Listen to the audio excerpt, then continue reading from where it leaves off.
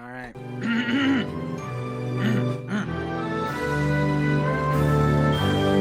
Can I flip off the camera? Can you see? Of course you can. By the dawn's early light, what so proudly we hailed at the twilight's last gleam, whose broad stripes and bright stars through the perilous fight, o'er the ramparts we watched, so gallantly streaming. When the rocket's red glare, the bombs bursting in air, gave proof through the night that our flag was still there. Oh, say does that star-spangled banner yet wave on the land of the free and the home of the brave.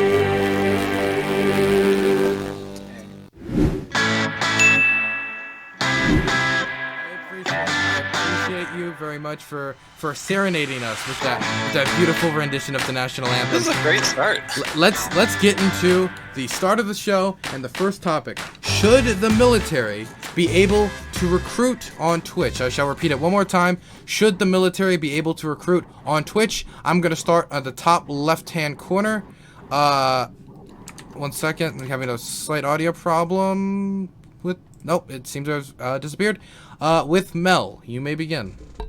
Hey, Almost forgot. Sorry. I hate to interrupt you. I gotta go over the rules. I forget it every time. Rules basically are, for each topic, you get a 1-minute introduction. You basically get to say your position uninterrupted. If anybody interrupts you, insta-mute. You will get the same thing for an outro on the topic. In between, it's going to be kind of a free-for-all. I exist here mostly to stop people from talking over each other, and if it gets too clogged up, to help the conversation guide it along. You can take the question however you want, just do your best to keep it on topic, and please do your best to be productive. I'm not going to legislate your kindness, but I think your ideas are presented better if you present it in a fashion that people can respect. So, I am going to now start it off with Mel if nobody has any questions about moderation. No? Okay, right off to Mel.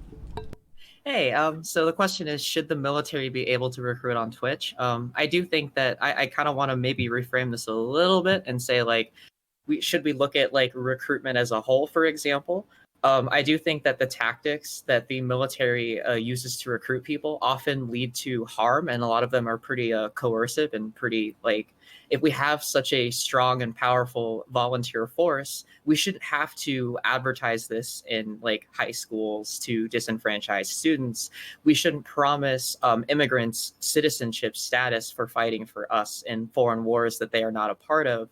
And we also shouldn't, like, play a video game that's based in, like, conflict in foreign countries, like, say, Russia or China, for example, and then as you're streaming playing this game, explicitly saying that you are not going to recruit, but then when you distribute links to find out new information about said options that the military offers and lead those said people to recruitment sites. So I think that we just need to reevaluate how we recruit for people for our volunteer military. So I guess broadly speaking, no. Okay, next is going to be Endernax. Yeah, I'm gonna pause chewing for a second, but really quickly, the United States military recruits on all sorts of different social media platforms. Twitch is no different. The only thing that's scummy is really that they had like a false giveaway that they were doing. There's a myth that the military disproportionately recruits poor people. Actually, if you look at the statistics released by the government, it's actually disproportionately the middle class who ends up serving in the military. Less than 1% of the entire population of the United States is actively ready for military service. This is really important to understand when you see the scope of which the United States is recruiting people. It takes a lot of manpower to maintain the global hegemony of the entire world and to maintain global peace insofar as trade is occurring across the globe right now unfettered. And they're completely justified in recruiting on Twitch. I just wish they'd be a little bit more honest about it. That's all. Thanks. Problem next is going to be Demon Machine.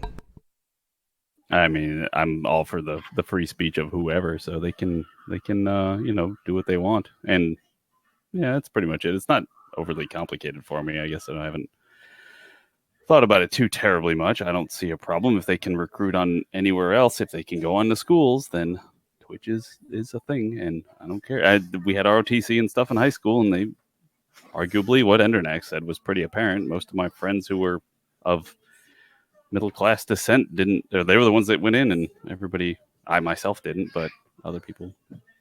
So. Okay, next is going to be Dario.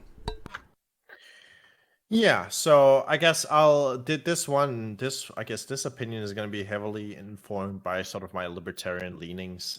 So like as a libertarian, like I generally don't trust the government that much, and one of the things that I trust the government the least on is having a monopoly on violence. So stuff like the military and sort of indoctrinating young people at a young age that are very impressionable, and sort of priming them to participate in the government at such an age. I think that's like a very grave issue that the American society has as a whole, and like other societies in the world as well.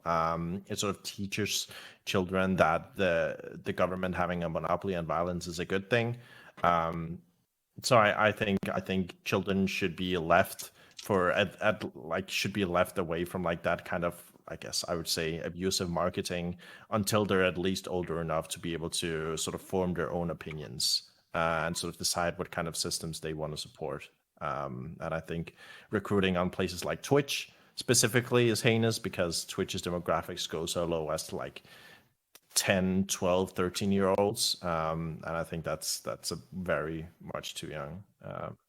Yeah. Okay, next we're going to throw it over to Ross. Oh, hey, so should the military be able to recruit on Twitch? Really, I guess I agree with Demon Machine. I don't see why not. America was founded on the belief that rights existed before government. Government needs to protect those personal and property rights. One of the few functions of the federal government is a national defense to protect said rights. If the target demographic for the military recruits is the Twitch audience, then the government needs to be able to reach those people somehow. Maybe some of the controversy, I could have missed some controversy. It sounds like there was a little bit of dishonest advertising, which obviously doesn't sound right. So hopefully that can be fixed. It seems like this is mainly a controversy because so many people on Twitch just don't agree with what the U.S. military does, and that may be the deeper issue here. But to go off Dario's point, Miller Lite advertises on Twitch. Maybe things should be broken down by age or something, but I just don't see a problem with it. Next is going to be Aiko.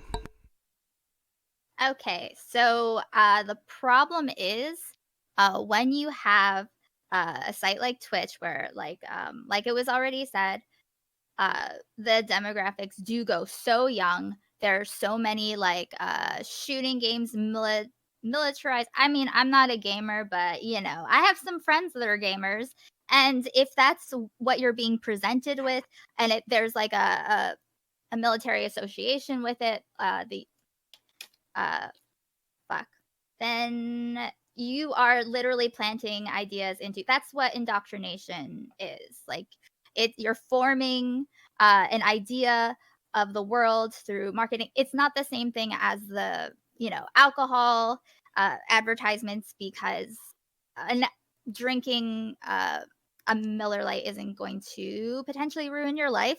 Also, final thing is that I forget exactly what it was that Endernax said. I believe it was Endernax about like the military like advertising in a way that is more, I guess, open, ethical, or transparent. Some I forget exactly the word. The military, we literally just kill people that are Americans and not Americans. So why would we expect them to have principles? That's not their job, and also they're not people. Like they're not actually like the entity as a whole is not a person. They don't have opinions or feelings. They just have like their objectives. Okay, next is going to be LSP. Oh man, I have some wildly differing opinions from you guys. It's actually weird to me. So Dario's basis for this opposition was that the military represents a monopoly of power, and he thinks that's unethical, which that's a fine position to have, but stopping them from recruiting on Twitch isn't going to deprive them of that monopoly. They'll have that monopoly on Twitch or no Twitch. Aiko's like, I'm sorry, Aiko's meme. No Aiko's memes seem to be that, well, they're void of principles, and it's just blanket opposition to the military. The military is like a hammer. It is a tool to be wielded, right? You can have like what if you want a responsible and ethical military, you need responsible and ethical leaders to direct it. And you do that through a democratic process. When I was trying to figure out reasons I would oppose the military recruiting, I honestly couldn't think of anything. The military is a place that people go to for advancements. It's a place where I mean, yeah, I will grant what Aiko said is that people have a potential to ruin their life in the military. But Ross is right too about alcohol. They have the same probability of ruining. Well, I wouldn't say probability, but they can also ruin their life with alcohol consumption, which is advertised on Twitch. Like the same risks apply. They can develop alcoholism as a disease, right? Not to say that these are necessarily parallel, but we've already subject children to some risk on Twitch without regard. And arguably, in comparison to alcohol, there's actually some positive that can come out of the military, which can be a career, which can be a funding for an education, right? There's a lot of good things that come from the military, a lifetime of veteran services or a military pension. There are good things that people can get from the military. The alcohol comparison is perfectly valid. I can't think of any of these things like alcohol. There's no positives that come from alcohol in the same manner that come from the military. But yeah, that's my piece. Okay, next, last but most certainly not least is going to be Sledge. Yes, unequivocally. Well, simple man. Okay, we're going to open it up generally to the panel. If anybody said anything you disagree with, you can engage with them. Again, I just ask, do your best to act in a respectful manner. It's in an open fashion. If you talk over each other, I'll do the whole raise your hand if you want to talk next thing. I'll make everybody say crisscross applesauce. You don't want to get detention from me. Okay, so it's open to the stream. I want to ask Aiko, do you have children by chance? I do not. Oh, well, as a father of 3 boys, I know that you were talking about how children, it's indoctrinating children with fighting or warfare and stuff. Children are violent. Oh, boys I'm are very saying violent to too. not They have also those games. they also. I'm not saying to not have What a video field games. argument, dude. Let's let him finish. Okay, sure, right off the bat, sure, let's let him finish. I'm sorry. It's just that it's very, the aggressiveness is very much built into children, and as we grow up, especially boys and things like that, it's just the way it is. So targeting the demographic of children who are playing video games such as Rainbow Six or Call of Duty and stuff like that, that is exactly the type of people. And also the modern military these days really need people to, in order to keep them from getting killed too often, they're using a lot of robots and drones and things like that. So kids, one of the things, it was years ago back when I was in high school, they were trying to find fighter pilots who played FPSs because it increased their hand-eye coordination and their response times. They could fly fighter jets because they were really good at FPSs. So those are a lot of things that, in order to make it a better military and hopefully kill less people because it's just that much stronger, they recruit the best.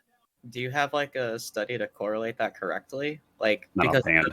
which part?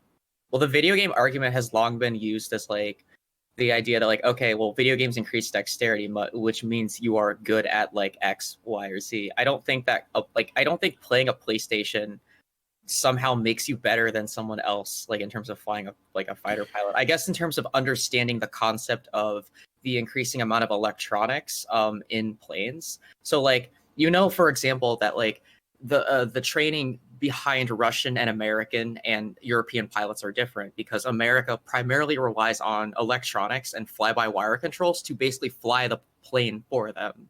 American pilots actually have less flight hours than a lot of other nations because they have the ability to train more inorganically than say a Russian, Chinese, or our contemporaries in the world, because their planes are not as electronically equipped. And so I don't necessarily, and they have some of the best like they have some of the best pilots in the world still. Like they can compete against the United States. So I don't think it's a matter of a PlayStation. I think that's like purely like a recruit. I think there's an important point here in terms of like correlation and causation, right? So another correlative factor why like people who play video games might be better suited for like certain jobs is that generally people who are gamers have a higher IQ. That's also a correlative factor, right? Like, and if you have a higher IQ, maybe you're better suited for like certain kinds of jobs.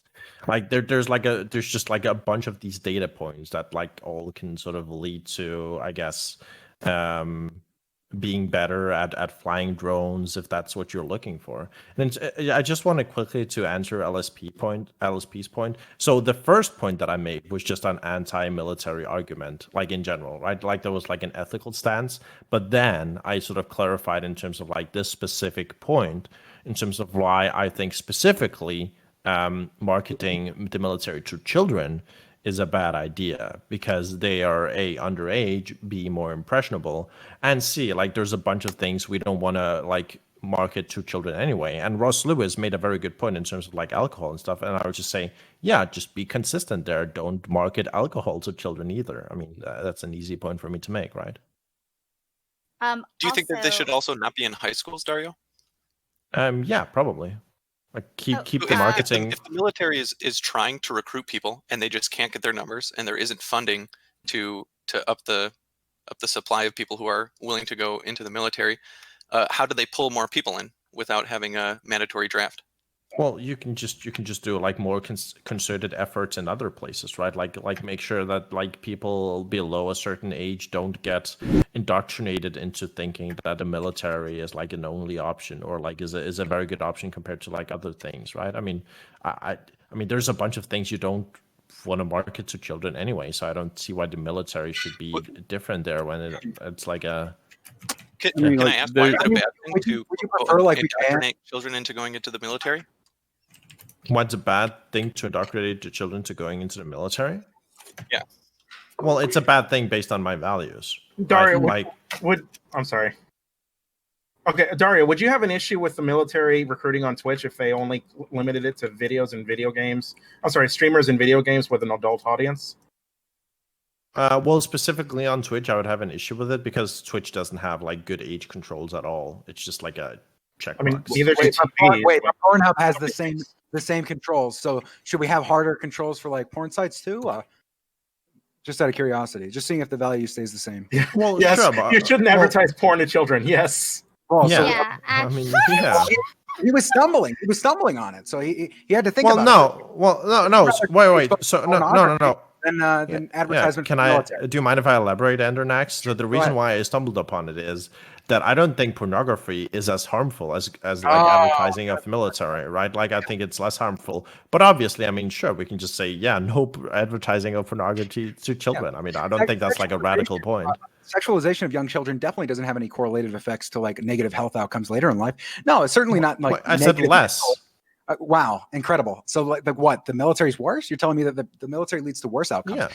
Well, social I mean, science, systemic, Maybe like you- institutionally. Let's let Endernax finish. Endernax. maybe you need to pull up actual social science data instead of that seems to almost always be something that you want to do normally, but in this case you don't want to, because it turns out the people who join the military have better outcomes than those who don't, even if Well, that's not a but that's not a causal factor, right? Like that's just because the system in the United States is fucked in general, right? Like I'm not opposed to like a jobs program in general, right? I think that there are like competitive jobs programs that outcompete the military in terms of like just like giving people opportunities. You wouldn't have so many people wanting and needing to go into the military, right? So it's like a solution. It's like a bad solution to a problem. Okay, But it is a solution. I sympathize with this, but you can't just like do make work jobs for like pushing brooms that you don't need, right? Jobs in the military are pretty much always in demand in ways that jobs in civil service just aren't. There's a lot more demand there. But the problem with equating jobs is that like a lot of veterans that end up like at the basic level, like in the military when they like get out or whatever, like there's not always resources available to them, right? Like not everyone who like is like the people that end up actually like getting like failed the most by the military system are like your basic infantrymen a lot of the time. And like the work that they usually end up going into just ends up being like the same lines of work that they participated in before. And so if they wanted to get out of that work for any reason, or if they wanted to change jobs, it's very difficult for them to adjust to a different kind of like life without certain kinds of support. So like there is a demographic that is like quantitatively being ignored when you say, oh well, everyone just like can get any job. Like not like military colleges and recruitment doesn't equal success. Like there's lots of variables. That's all. Just quick. I just wanted to defend myself real quick, right? So just saying you can have jobs that are in higher demand doesn't actually mean anything, right? Because we don't want the government to just create useless jobs for like fucking doing all kinds of shit that I don't agree with, right? You wanna have people getting jobs that are beneficial to society and the economy, right? And I don't necessarily think like shoe-heading people into the military and giving them extra rights for marketing is like a good way, right? I think they should be on equal footing to like the other economic aspects that generally drive society, right? I mean, we could have a system like in lots of other countries where you have to serve in the military for 4 years, and we're one of the few or smaller volunteer militaries in the world. Like, we don't have to, and that's an amazing feat. And we were one of the first? I don't know if we were one of the first on that, but I'm pretty sure. I think it's. I mean, there's a lot of nuance there. I think it's not necessarily that we don't have to. It's that we are in a geopolitical position that we don't have to, right? So like the United States is isolated from most of the world. So like our standing, like we don't need a standing army at the ready. Like conscription exists in a lot of other countries because they all touch each other. There's a lot of border disputes. There's a lot of like, rhetoric that happens a lot of the time. And so is that making that okay there? No, but no, what I'm saying is that is the material condition. That is the reason why conscription exists for them.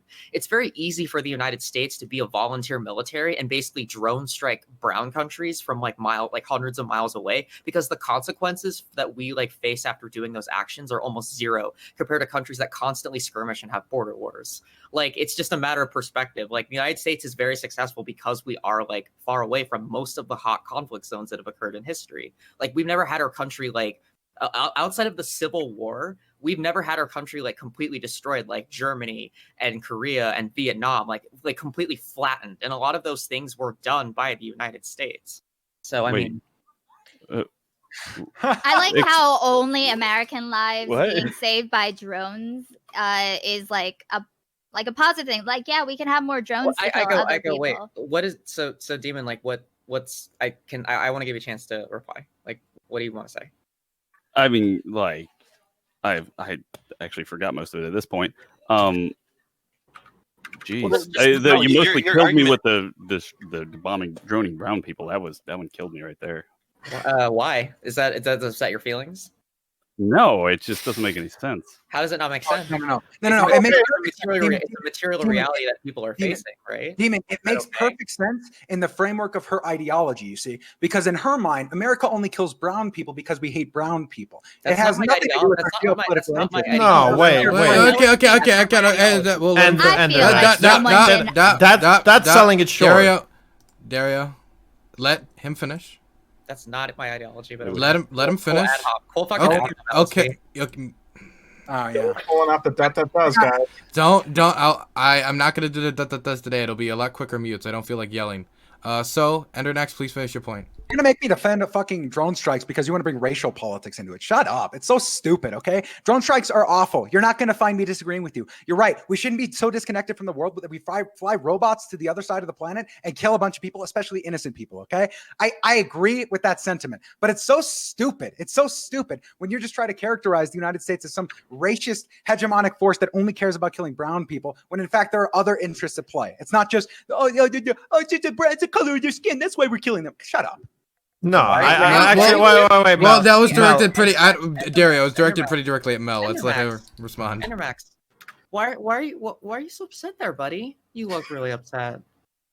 You got so impassioned and so angry. I just made the proposition, and it's a fair and just sort of observation that the United States has done a lot of foreign war things, and like if that very observation upsets you and sends you into a little tizzy, Say and you have to. Wait, you didn't mention the part that I was mentioning, so mention it again. I'm allowed to mention brown people. I'm also a brown No, person. you're allowed Do you to. not- That's fine. Is that a problem? Is this why can't I mention that? Wait, can I No, back up? I didn't, wait, Endermax, I just want to ask you something that's really simple, and I want you to answer me yes or no, or a very short answer. Can you do that for me? Is that I'll try. charitable? Yeah. Oh, are you gonna try? Okay, thank you. Yeah. So now Well, I we're tried. going. Look. I love you, buddy. You're my favorite. Anyway, what about that statement made you so upset? No, it was just a characterization. No. Like reels over feels, real quick, okay? The reason I was upset was because it was slid in. It was slid in on purpose to characterize the United States as only as the only interest we have in the Middle East is killing brown people. That was how it was. Not at all. That's so dishonest. Yeah. Well, can I jump in?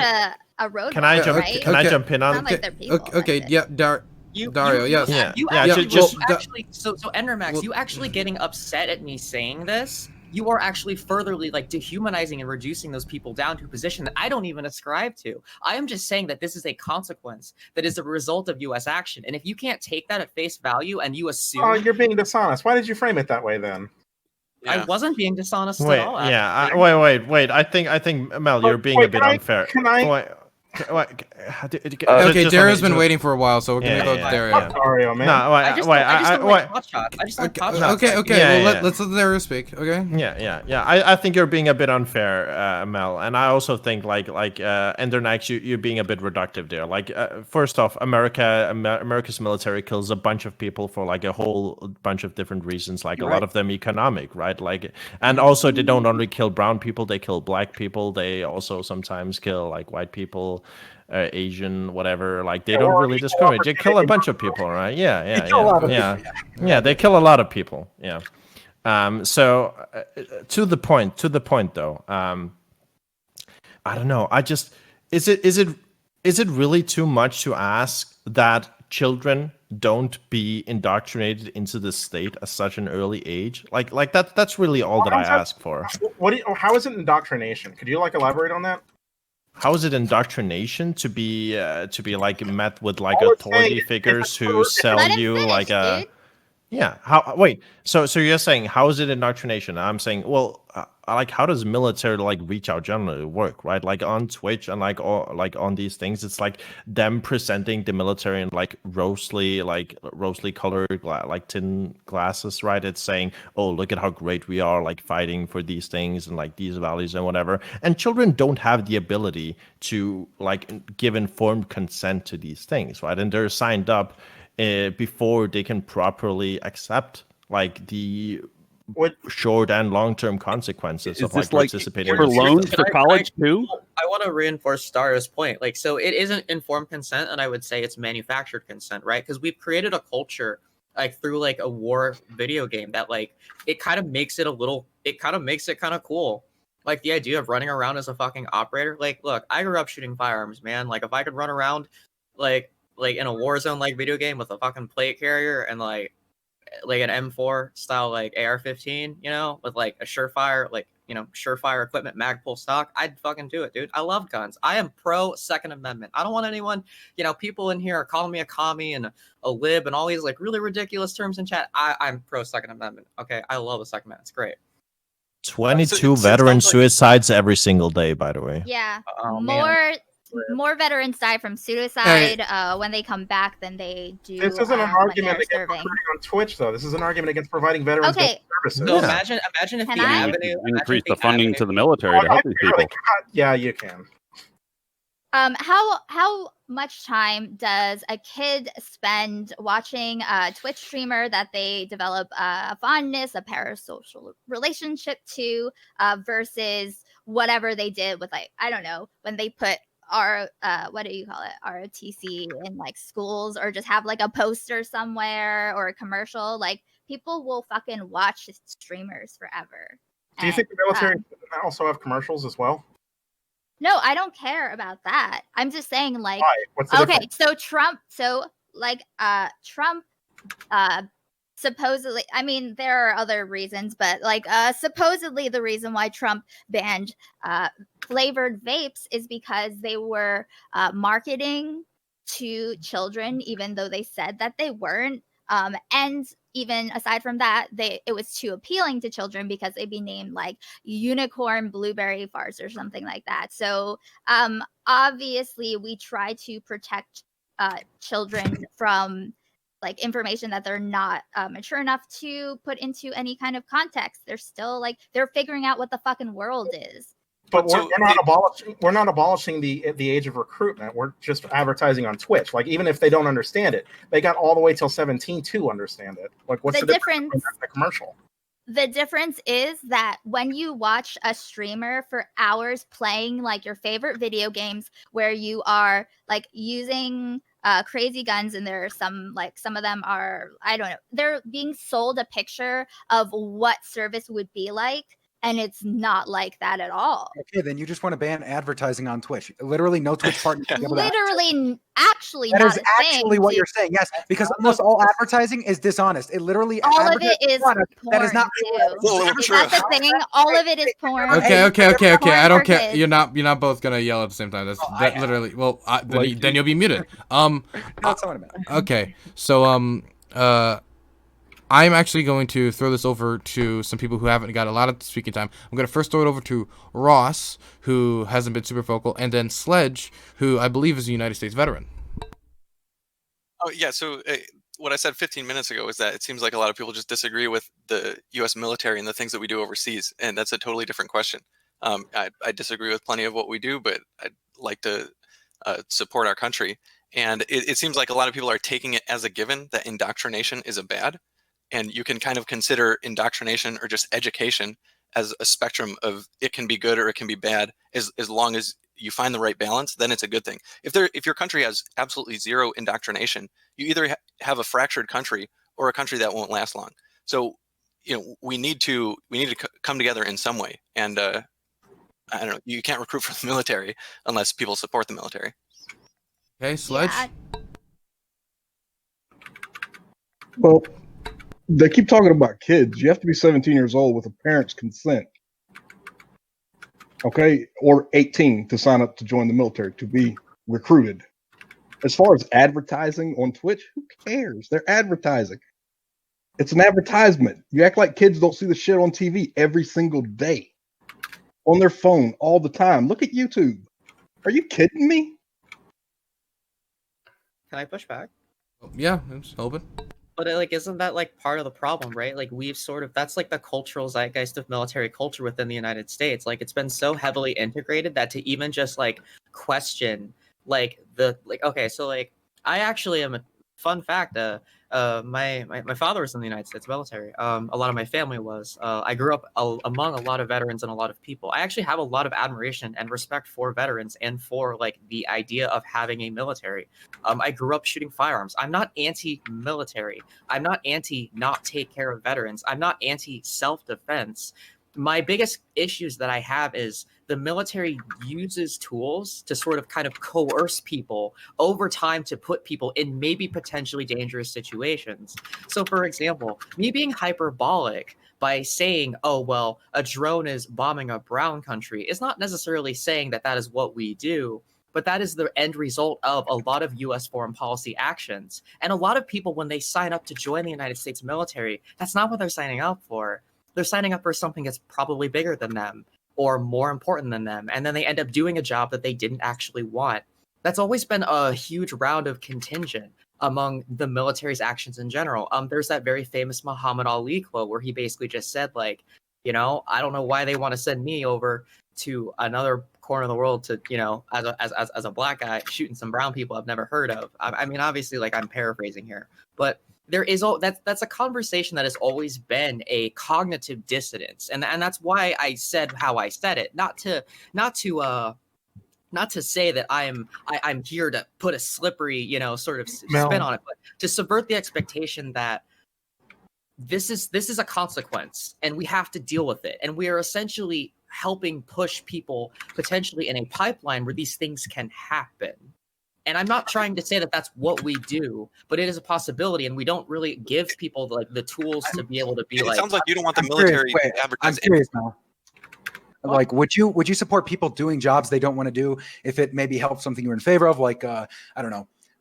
Let's say a government policy to enforce green energy. Would you be in favor of a government policy where people got conscripted into, let's say, an army that maybe had like a red flag as their banner, and then they like had to make green energy devices? Would you be in favor of that? Or against it? I don't really understand like what this Red argument is flag. postulating. Like, The point can I is, ask- the only reason you have a problem with people doing jobs they don't want to do is because it doesn't fit your value system. You'd be No, okay.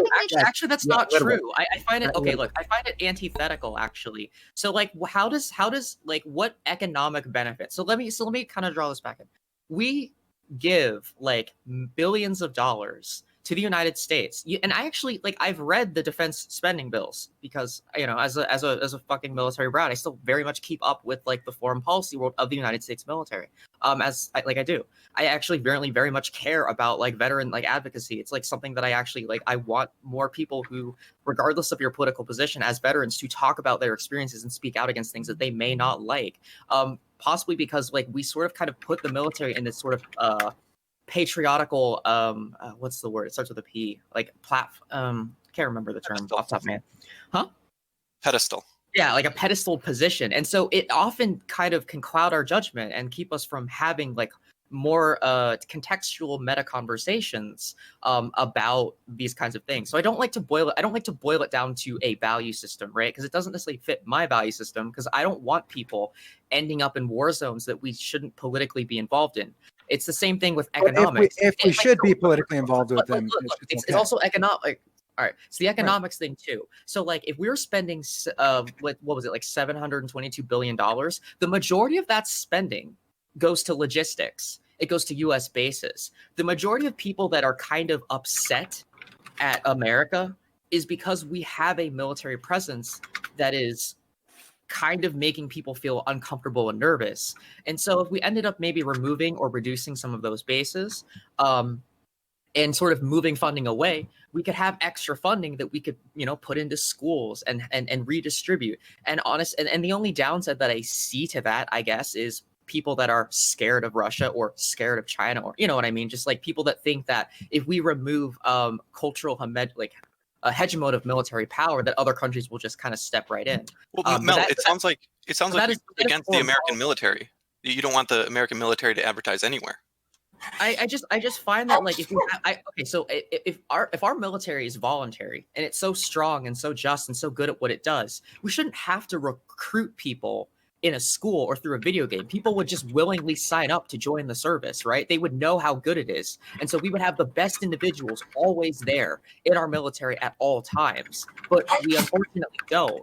So like the fact that we have to actually recruit this way in a nefarious sort of dishonest posture and then not give people things back that they deserve. Like I'm grossly offended that anyone that thinks that I hate the military, like I look at the the veterans are like a horrendously a lot of them don't have access to good jobs. Like some people when they're in the infantry battalions and brigades and divisions. Mel, I'm sorry, it's a bit of a tangent. Do you know the behavioral economics term? What you see is all there is. It's that you're not born knowing that the military is good. And you're not born knowing that these opportunities are there. So you need to let him finish. We live in a sorry, Ross. You need to find that out somehow. So if the military needs people who are say 18 to 25, you don't turn 18 and you just know, hey, the military is a force for good, or other things that may change your mind. Even the tag off that is like you don't know all of the options that are in the military. You know that the military is guys with guns driving tanks. You don't know that, hey, I can learn to be a programmer there. I can learn to fly a plane. I can be a transport carrier. I can just fly things back and forth. And then when I'm done, hopefully I can get a pilot's job. Like there's so many things that it can train you for that I was never aware of, and a lot of other people were never aware of because they didn't know. Well, I think there's a difference between educating people on what the opportunities can lead you to versus coercing people into joining through like sort of an unpromised mean. So like imagine if you're like an illegal immigrant. Okay, so this is a controversial. Do you guys know about the Bush era sort of promise to citizenship that actually recently got overturned? Like it got overturned, obviously, but that is a point that I like to use, I guess, historically, for example. So like there was a time in history where if you were an illegal person and you're undocumented and you wanted to get citizenship, you were allowed to serve in the military and sort of like kind of do an indentured servitude. Now the act of that to me is kind of like sus, like. You shouldn't have to earn citizenship through like blood in another country. I just find that kind of weird, like on its premise. But my real disagreement with it is if this is the world we live in, where we have this, and someone serves in Iraq, like they are an undocumented person, they serve in Iraq, they get super fucked up by PTSD. They come back to the United States and they're like, hey, I did my time, right? And the government doesn't give them citizenship or doesn't fast track them to citizenship. Then why the fuck were they there? It just seems kind of like you just used that person for your agenda. This kind of like, like we don't do it like with like the French Foreign Legion is a mercenary force. So that's kind of different than like what we do in like here. And so it's just something that I don't know why LSP is holding it up. I don't really care. What did it say? It just said service guarantee citizenship. It's a meme on. It's from Starship Troopers. Yeah. Oh, Yeah, okay, a lot of people, dumbass people, like think that's like an ideal society. But yeah, sorry. Can I quickly just address like something that Ross said, and I think this sort of comes to the core of like some things that we're discussing. So you said, I believe you said something to the line of, some amount of indoctrination is good, because if we didn't indoctrinate people, they wouldn't want to be a part of this society. I'd say good. Yeah. Like a free association. I mean, people should be making the decisions that are the best for them, right? And if you need to indoctrinate people for them to participate in society, I think that's like a bad outcome, right? Society should be so good that they should voluntarily choose to be a part of it. In the same way, the military, right? The military, if you want the military to get more people in, you should improve the conditions of the military so that people voluntarily choose to join when they're old enough, right? You shouldn't need to indoctrinate people. I totally like I agree with that in theory, but maybe you've never had a, if you have any job in your life, or if you have taken on any sort of responsibility, you'll find out that like if you get a corporate job, they have to kind of tell you, hey, we do a lot of good. They try to say, hey, we have a good work-life balance. There's a lot of things that happen in order to get you to kind of feel happy about your situation in life. So in terms of like marketing or indoctrination, these things help people live their lives and live happy lives. So this isn't like a binary yes, good or bad. Also, isn't like don't you get indoctrinated to know that like murder is wrong? Is that a form of indoctrination, or is that education? Because like I mean, historically humans. Let Demon Machine finish. I mean, at what point did we start civilizing as a people? I mean, at some point we ran around the woods and just probably ate anything that moved. So we have to start with some sort of. Exactly. Should history be world history, and then we only talk about America for like 3 seconds at the end of 12th grade? I mean, we have American history for a reason, so that we understand the country that we're in. Like people aren't just like Wikipedia machines where you're taught everything and there's no lens that you see it from. You have to see it through a lens.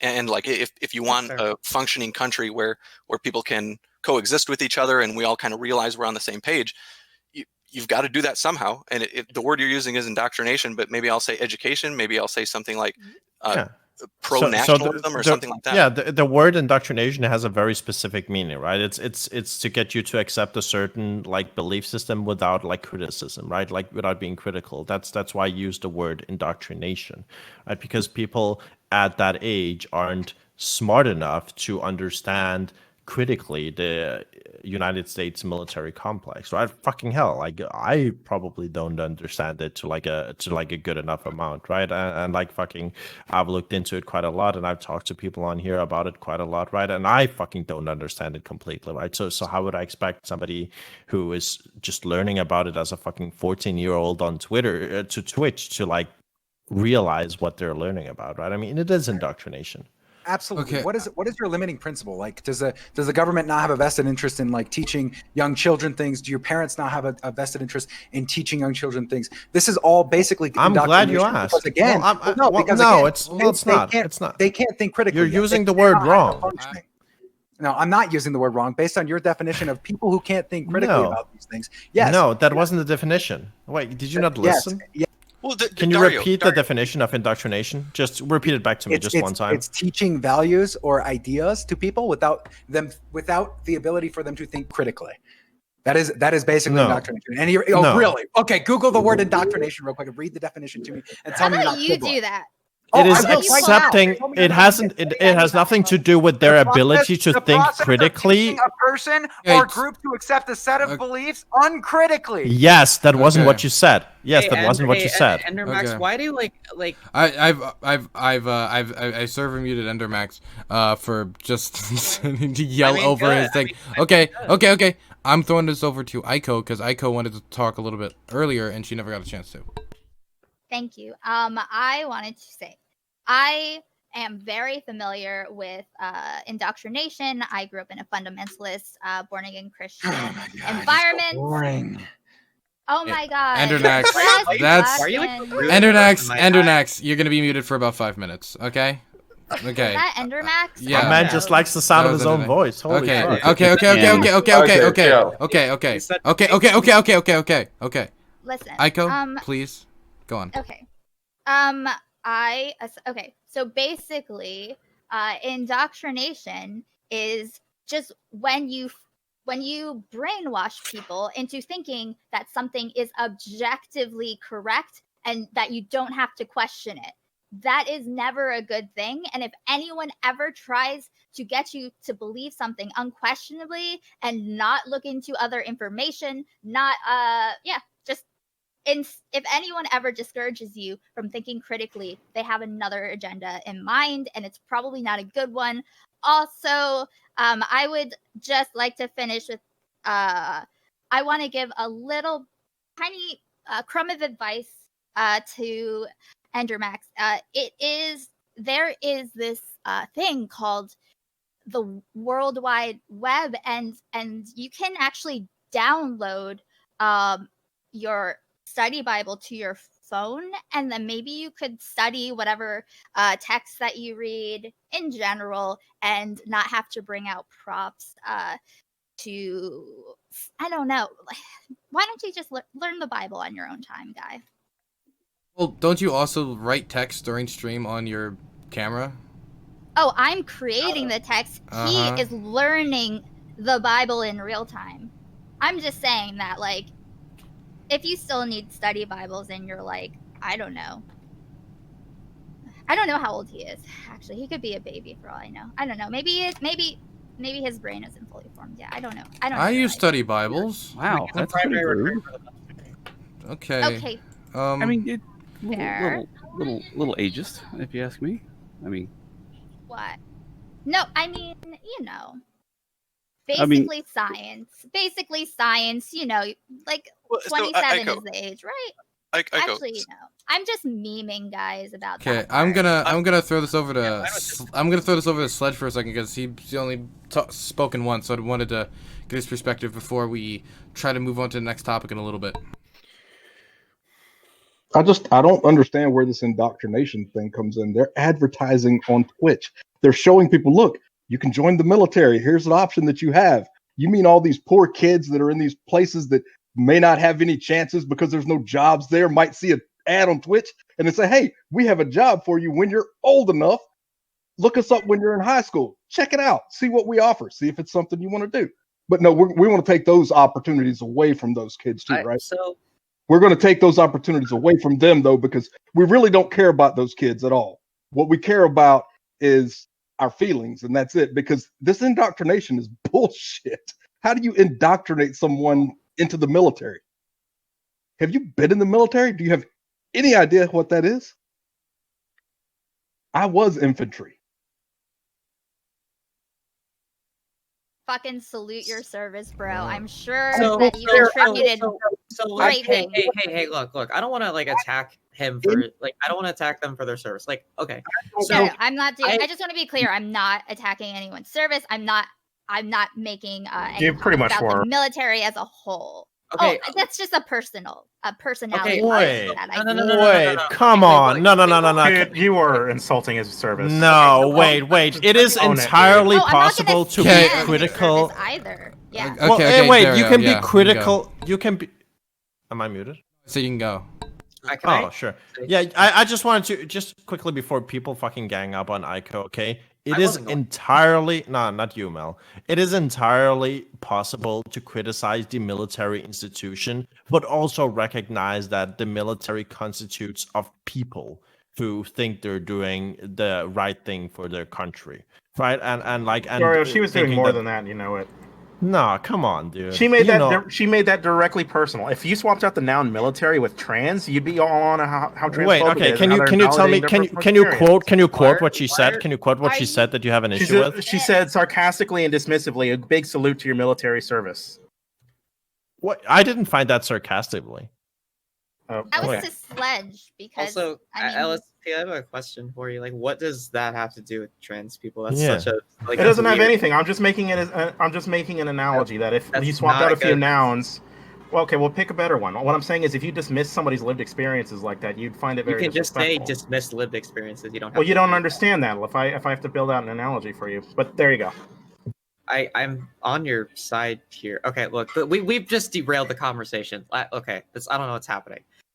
So to Sledge's point, like I actually understand. Like I don't want to deny kids jobs, right?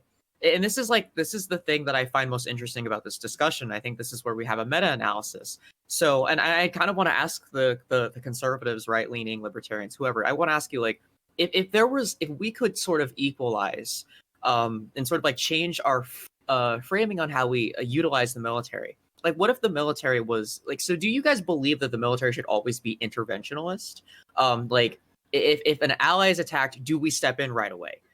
Second, do we always respond to any threat that happens? So, like, say we have another 9/11 or something like that in Minecraft. Like, is our first response to just go 100%? Let's go, or do you find the idea of taking a more defensive posture and sort of getting out of foreign wars, sort of reducing military strength in places that might be sort of that are already like being kind of uncomfortable by our presence? Like, Mel, I don't mean to cut you off, but again, you just disagree with our military. This has nothing to do with that's Twitch not me advertising. disagreeing. No, that's You not just me. don't like what we do. No, Yes, it is. no, it's not because like Yes, I'm. it is.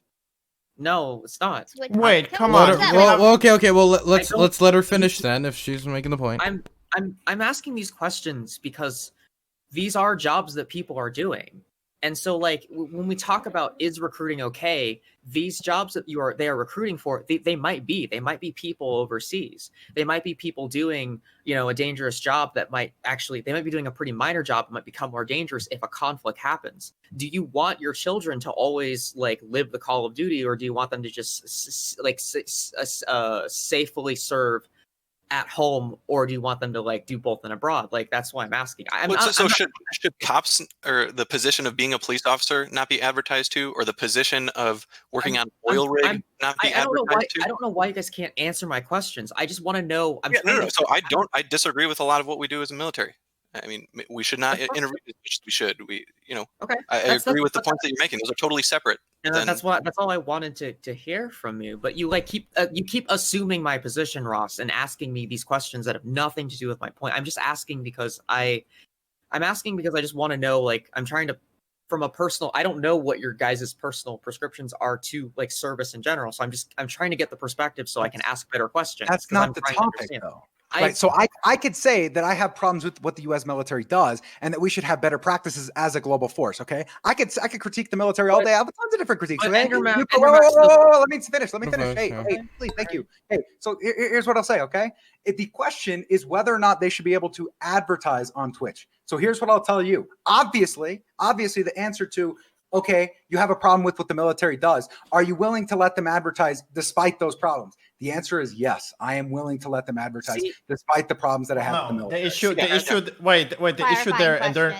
issue there, Endernax, is that these things are intimately connected, and of course you'll agree to this, Endernax, if you think about it a bit critically, right? So, if, for example, you think the military is so important that the United States is under attack, you might be able to bend the rules a little bit and say, well, hey, maybe it is so important that you need drastic reinforcements right now. Hell, let's let 16-year-olds go into the military. Why not? Like if it is so important, if you value the military that highly, right? So the values and the way that you sort of place those guidelines are an expression of how important you think the military is, right? So those two things are intimately connected. You can't divorce one from the other. Sure, but the question, right? No, I understand where you're coming from. The point we're trying to get to, right, is that the reason you don't want the military advertising on Twitch is because you have a moral belief that is against what the military is currently doing. That's fine. That you can hold that position, but you just need to make that like that. Hey, Endermax. Wait, did you not understand what I said? Endermax, can I respond to you when you're done speaking, please? Clarifying question to like everyone right now. Like with the advertisements, are we talking about like I don't know if anything's changed, but I know that there were like streamers that were actually like promoting the military, or are we talking just like ads like any other commercial like throughout the stream that's separate from the stream? This was like people that were. I think this had to do with like either it was like the U.S. Army Esports team. Right. Yeah, it was the U.S. Army. They stream, right? It was so like through. It was the U.S. Army Esports team. Yes. Okay. Yeah, that's what I'm saying. I'm not saying like I personally think like okay, whatever. Like it's fine if there's like a regular commercial during like the ad breaks and stuff, but like when I don't know, when people get I don't know, emotionally attached to a particular streamer, they take what they say in a lot more easily. So I mean, then you would just have the biggest problem with anybody that was advocating military service in their stream. So like if Sledge were to stream and people were to ask him, or he would say, you know what, if you're looking for a job, the military's got some things for you. Would you also be against that? Because no, it's the official military. Esports team, then why can't they play? He's a person, okay? Yeah, he's and the person streaming from the not... military account is also a person. He's not. He's not a drone. Well, no, he's a massive part of our government, and also why I don't know. I feel like I hear a lot of people that are on the conservative side be like, "I don't want government doing this or that, or whatever." But why are you okay with the military having so much control over like the way that kids learn how to think, their opinions on the world? Like, why don't you think it would be better to have a little bit more neutral? Am I taking life advice from a stream? Wait, like, do what are you we doing? oppose the Department of Education? Little kids damn the shit out of streamers. Are you kidding? Like watching video games? Do you oppose the Department of Education? I mean, I oppose fucking Betsy DeVos because she's a cunt. Okay. Okay. Hey, I call for the future. Can we not use that word? Sorry. Thank you. Okay. Sorry. Can I ask? Can I interrogate her position? Can I? I really wanted to make a quick point to the distinction between like the military advertising versus like Sledge advertising on his stream, right? Like this is like asking, oh, do you have issues with government censoring what you can say? Is that why you also don't want people to like ban words from their own personal streams? Like it's just not comparable, right? You're talking about a government institution versus like people's private like streams or whatever. But it's not like Twitch has got like you go to Twitch and then you go to government Twitch, which is all the government streams that tell you everything. It's still a stream that's just like every other stream out there. It's just these are the guys that are in the military and they want to have an esports team. So they start playing and they start streaming. It's not like there's not an advertisement in every school, a banner on every wall saying, go to the twitch.tv/US Army. No, but the issue here is that it isn't just like private people who've done military service. It is the institution of the military actively putting people in place and lobbying Twitch through some means or another in order to bring these streams to the front page, right? If you've seen the metrics, it's like fucking, they get 10 viewers, 15 viewers, 10 viewers, 15 viewers, and suddenly out of nowhere, they just get featured on the fucking front page for hours, and their viewership jumps to like 50,000, right? Like 40,000. You think that's just gonna happen to fucking Joe Schmo streaming and talking about the military? No. This is the issue with having If it's government. tap, man, it doesn't need to be. Dario. Okay. I wanted to actually say, I don't think they joined the whereby. Could you join the whereby quick? Is that would that, or can you not do that? I can't do that right now. Okay, I no don't problem. want But we actually have Haitian King on, who is a team member of the U.S. Army Esports team. So I should change my name, but oh well. I brought them on quick because you know what? That's insight on a lot of the issues we talk about. We don't usually get to have people who involved in like what's going on. So Haitian, I'd really like to get your perspective on this quick. First off, Dario, do you know how the front page works, right? I mean, they don't just put us on the front page because of who we are. But I mean, just to let you guys know, when it comes to the Army Esports team, we're not here to, take all your 13-year-olds and put them on in our ranks or whatever. That's not how it works.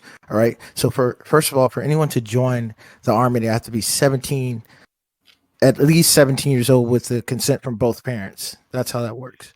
So our content is 18 plus. So if there are kids viewing our content, then that's wrong already. Another Is there thing, like a wall, like a agreement, like mature content button? That's Yes, what happens. Twitter. Yeah. There's okay. yes. Another thing, like as a member of the team, I'm not a recruiter. I'm a professional gamer. That's my job. I'm not here to recruit kids or your children or whatever people think. Literally, I just want to play video games. That's all I want to do. Like my job is to create a relationship with the citizens of America through the passion of gaming. Like that's literally it. Like no one's forcing anybody to sign anything. That's not how it works. We can't do that.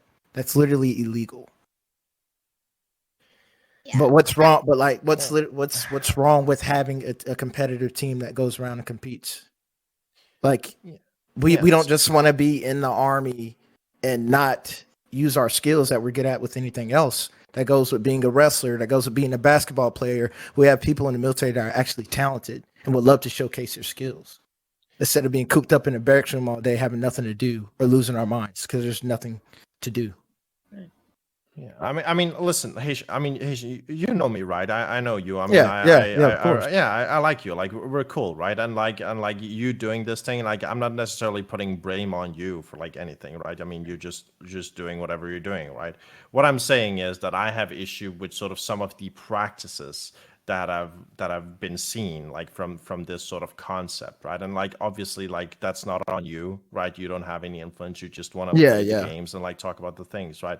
So also, when it comes to Navy and everyone else, it's not the same thing. They're, we're not in the same thing. So whatever they do or what they did, that's got nothing to do with, just saying. Yeah.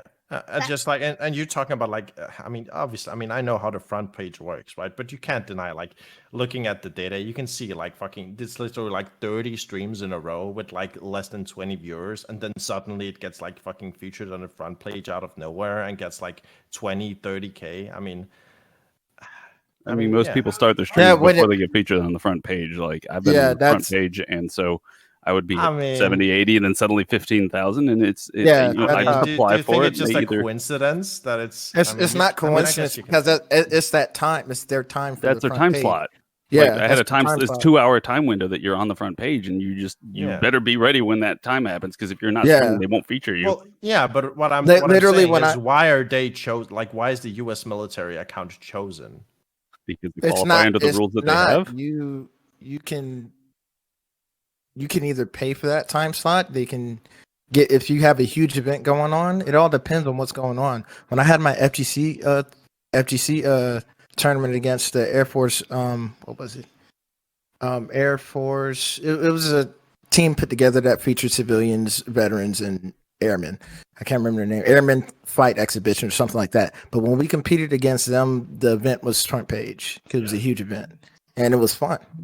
Like it's and there was no advertisement of join the U.S. Army being stuffed down people's faces. It was none of that. Literally, I was on there just having a good time and competing with people. That was it. Sure.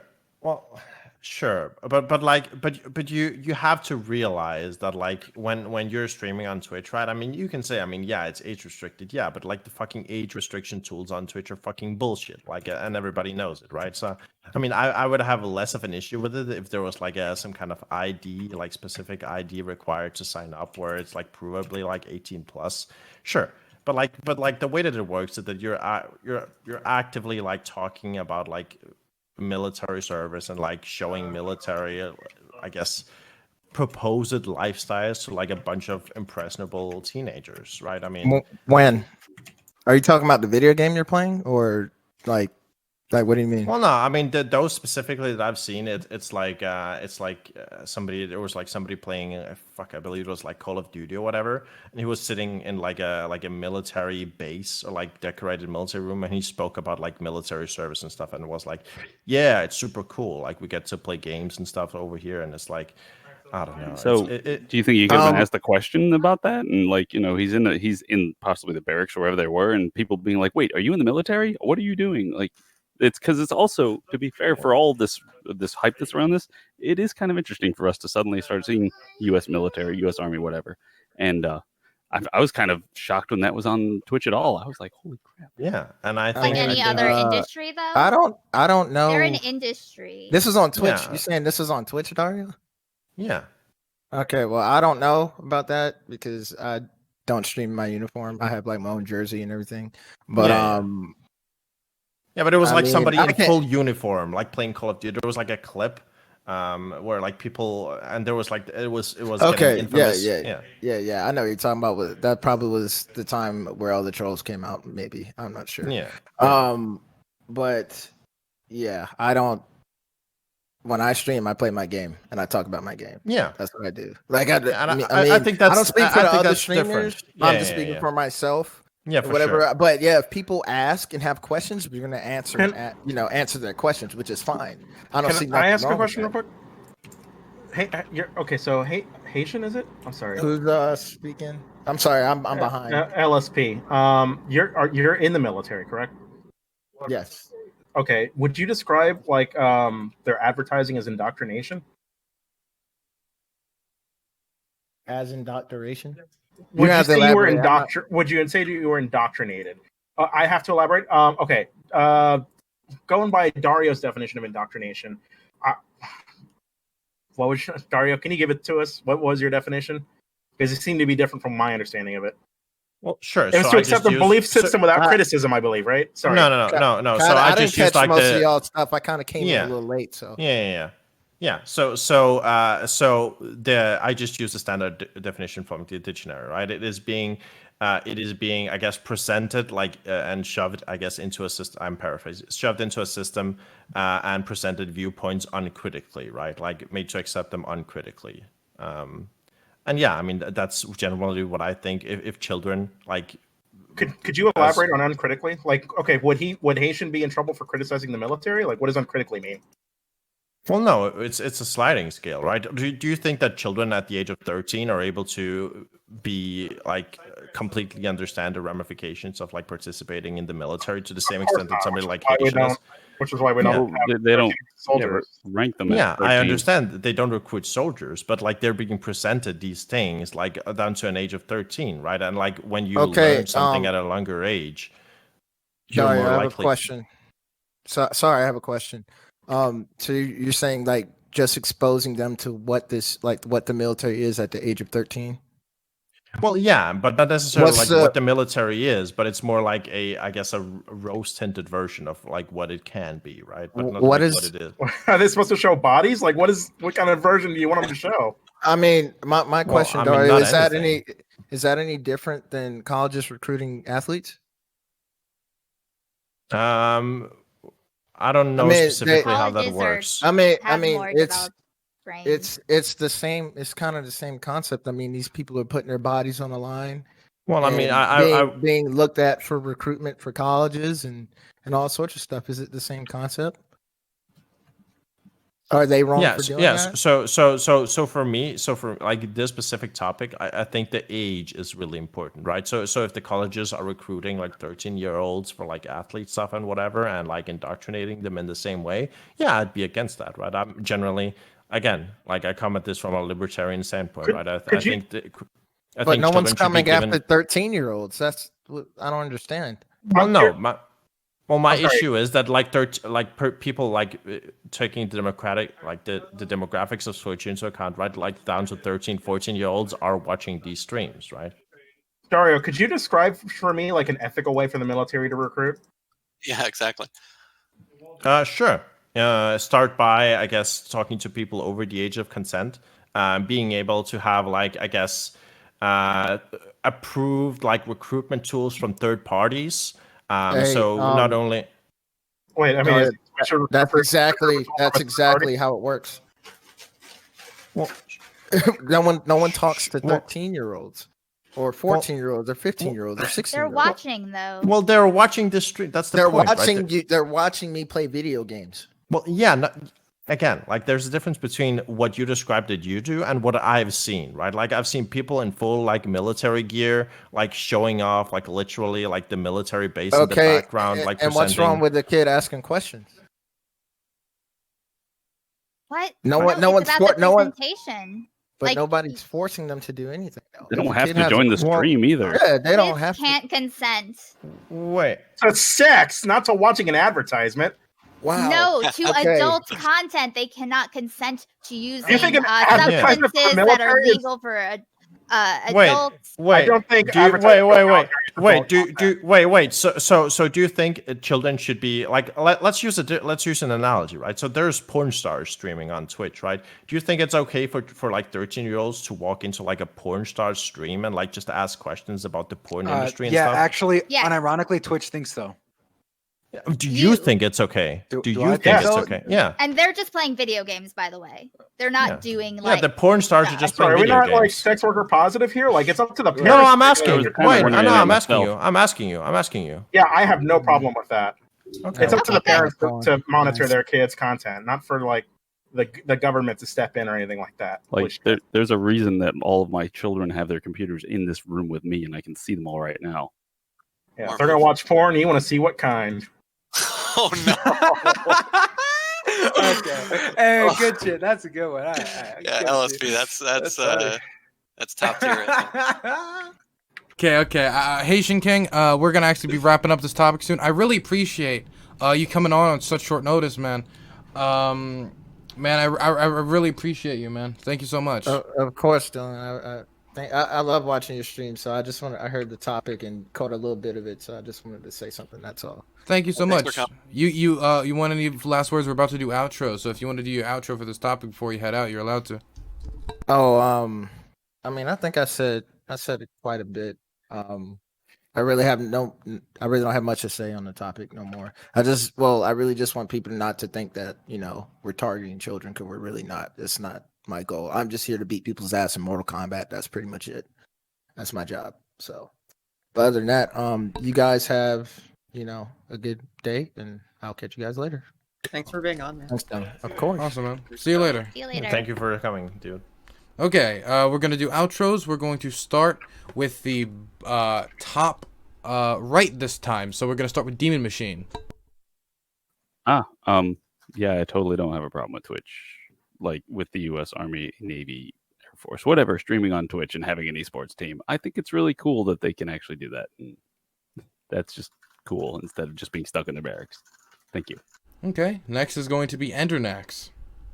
Yeah, I mean, I said what I wanted to say, to be honest. I will use my closing time to say, Aiko, okay. I thought I was muted when I said, okay, boring. And by the way, I myself am not Didn't know that was religious, you. so I'm sorry. No, go. It was mean. I just wanted to talk shit behind your back and get away with it, but I couldn't. So I deserve to get called out. So That's so cute that you were afraid to say something to my face. Okay. I think it was afraid. Okay. I just wouldn't have Okay. rudely interrupted you otherwise. Okay. It's closing, it's closing, it's closing. Okay. Anyway, Okay. This is anyways, closing. Anyways, Beta. I'm Like a gonna little stop safe being nice. space in the Closing. military. Play everybody, We should please. we should have mandatory military service in America, and we should redirect the military service to rebuild our country. That is all. Goodbye. Okay. Bye. Next is going to be Mel. You leaving? Hi. So I just think that's like a super complicated issue, right? Like I don't like the idea of certain platforms like existing for the United States military to coercively recruit people. I don't necessarily think the military is recruiting children. I think that was a gross misevaluation of some of the points being made. I don't want to dissolve the US military. I just think that ultimately if we're setting up people in an environment to be coerced into service that they might not necessarily be okay with, I think we should just reevaluate that. I don't think having a meta conversation about recruitment is a bad idea. So I don't know. I just don't like the idea of sending people to a foreign country participating in a war that they're not responsible for, that their government is, and then they come back and get almost nothing in return or have to completely change or reevaluate their life. I mean, I don't know, man. We treat our veterans like shit, and it's kind of fucked up. Okay, next is gonna be Dario and Geek. Can you guide the outros for the rest of this? I gotta go use the bathroom. Yeah, sure. He does that a lot. You notice that? He has to use the bathroom during outros. Yeah. I drink a lot of Holy water. fuck. I like to hydrate myself, good sir. Okay, now remember, That's it's always outros. pretty No, right? no interruptions during We outros. should be happy he's hydrating. Okay. Where's your bottle? Where's Okay. your bottle, Dylan? Okay, it's 1 minute outros, no interruptions. Geeks, you have my permission to mute them with force. Okay, now you go ahead. Yeah, so the question of should the military be able to recruit on Twitch is completely and intimately interlinked with the question of how important and how valuable do you think the military is. So as a libertarian, I don't generally value the monopoly and force that the military holds. I think it's a terrible way to teach children at a young age to rely on an institution like that, or to be indoctrinated into supporting an institution like that. I think generally, and yes, before you ask, yes, I do have a lot of issues with the way that schooling systems work, with what children in general are taught, with how much power parents have over their children before they are turning 18, right? I think the children should be given a whole bunch of rights. It should be taught more about how to think. They should be allowed to vote. They should be allowed to participate in society. I think all of these things are ways we should evaluate how children are forced into thinking certain things. And I think the military is a good place to start. I don't think children should be indoctrinated, and that is what it is, indoctrination, into the systems in place. I think children should be taught at an earlier age how to think critically and how to think about things, and not only what to think. Yeah. Okay. Sledge? It's actually Ross's turn. Oh, okay. Sorry, Rose. Yeah, so I think that there's almost there's something about citizenship that people seem to ignore. I mean, I think it's good to have these political talks on Twitch, see the American flag or other flags, be an engaged citizen. I like that we have this on the platform. So things like the Pledge of Allegiance, our history, the Star Spangled Banner, these are important things to have in a country. I mean, even statues, with which I know a lot of people disagree with. Most of the arguments we heard are just that people disagree with the military. So that's a totally separate question than what we're talking about. The advertising, as mentioned, is for people above the age of 18. It seems like you would also disagree with, if there was a corporation you really disagreed with, maybe you hate Amazon or maybe you hate Boeing or something like that you don't want your kids to be to see advertisements from them. I mean, maybe there's a deeper argument here that wasn't brought up. And also, I don't know, Dario, I don't know if you have kids or not, but it's tough to take anything seriously about raising kids and saying it's okay for the state to essentially raise your kids or tell you how to raise your kids. That's a rough one. Okay. Okay. But real quick, Geek, I'm back, and I look at chat and they're angry at you. What the hell did you do? I pronounced Ross' name incorrectly. I'm sorry for that. Wow. What? I go away for 10 seconds and this is what happens. I am the Law and Order Twitch streamer. Okay. Next is going to be Aiko. Cool. I just want to. I don't remember who the fuck is saying what, but who was it that said? Oh, was it Demon Machine that said to Dario like I don't know if you've ever had a job or like been a real person or anything. It was just really, I don't know. It was just really funny to like see him do a breakdown of life to Dario. With all this, I feel like we are maybe having different kinds of conversations with each other. I don't know. Some of this shit that people say, like indoctrination is never a good thing. I don't know why people think that it is a neutral term. If you think indoctrination is a neutral term, maybe you should like inventory your vocabulary or thoughts. You might be indoctrinated into something.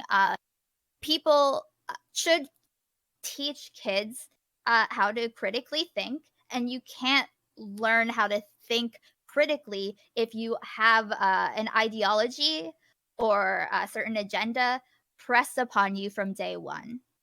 It's not how that works. Yeah, that's it. Okay. If anybody has targeted any of your viewpoints or said you said this or this and you feel like you need to respond, don't worry. The last time you will be able to respond to this topic is in the intro to the next one, so you will get a chance to, for anybody who is curious about that. Next will be Soy Team 6. Oh, that's me, isn't it? Yeah. So I'm glad Dylan's telling you all that you're going to get a chance here, because I know that I'm supposed to be on Team Left. But I gotta say, from you guys on the left, this seemed totally bad faith. So you've got Mel reducing the military to killing brown people, and what I think was a pretty obvious insinuation that that's like an objective they have.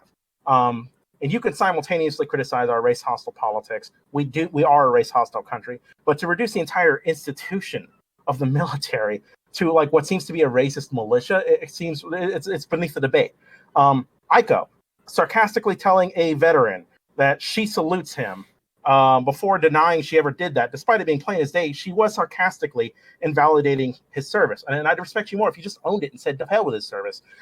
Mel, same with Mel, who said, well, I mean, she says she values the military and she values service and she respects servicemen, but repeatedly takes these snide snipes at the military that doesn't really demonstrate any respect.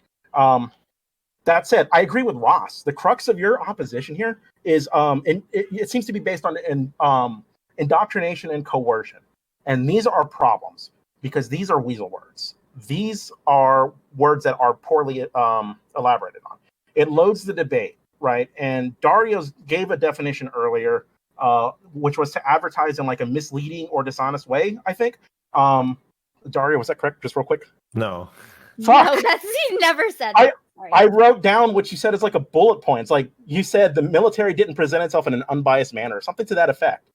Well, yeah, in a way that I just All right. I mean, he asked. Don't do this to me. Don't do this. I will address what I think is Dario's point, and he can just correct me later because I'm apparently wrong. But if your complaint was that the military sells itself in a positive light, no shit, right? They're not going to show you limbless kids and dead bodies. Right, what they are going to do is they're going to frame service in light of the good things they do, which is like community service and stuff. You can teach children to think critically about what this entails while also having a military presence on Twitch. These not mutually exclusive. More than that, what y'all are neglecting is that indoctrination doesn't mean negative outcomes. Lots of people get career opportunities because of the military. They get career opportunities because of the military training, which itself gives people better lives at the cost of nothing. Of course, the military is going to tell you that's a good thing because it is a good thing. And it's a sad truth that a lot of people, in this day and age, a lot of people do not have the opportunities in life for whatever variety of reasons. You can blame capitalism, whatever your root issue is. I don't care. But the military represents a value opportunity for real people who otherwise wouldn't have it. And, Mel, again, says she doesn't want to deny kids opportunities. And I know this one because I wrote it down verbatim. But she's a step removed from that. Right? You're not denying kids opportunities. You're just denying them the information they need to know these opportunities exist in the first place. Aiko and Mel, I believe, both made this same criticism, which was that children don't have the rationality to understand what service means. We don't use child soldiers. They have an esports team. That doesn't mean like the age of service gets eliminated, and them advertising on Twitch isn't going to change that. Even if like people were still ignorant, like this is so loaded. Even if they were still ignorant about what service meant, even if they joined, like they got all the way to the age of 18 to learn. They've got all the way to the age of 18 to educate themselves, and they got boot camp to change their mind if they don't like it. Right? This concern seems silly. There's loads of times to back out if they find it's not for them. Now, I don't want to like. I'm sorry. I've talked enough. That's enough. But yeah, your criticism seemed detached from the topic of this debate. That was long and meandering. I'm sorry, but there were a lot of points I wanted to get out, and I didn't get a chance to. No Sorry. problem. Sledge? Yes, they can recruit. Period. Put ads wherever the hell they want to. Put them on billboards. I don't care. Put them on the side of my car. I don't care. Okay, well, short and sweet. Okay, we're going to go into the next topic. Again, 1 minute introductions. Nobody interrupt anyone else. It's going to be a hard mute if you do. By the way, the percentage of people who had their mind changed in this debate was 18%, which is above the average of 14, which is pretty cool, almost reaching 20% numbers. And we'll have the numbers for the post-debate numbers on should the military be able to recruit on Twitch soon. But the next debate topic is, should the rich be taxed at a higher rate? You can take this direction however you want, whatever type of taxes. You can get into specifics, you can talk about generalities. Take the debate in whatever direction you want. I will repeat it one more time. Should the rich be taxed at a higher rate? This time I'm going to start with Aiko.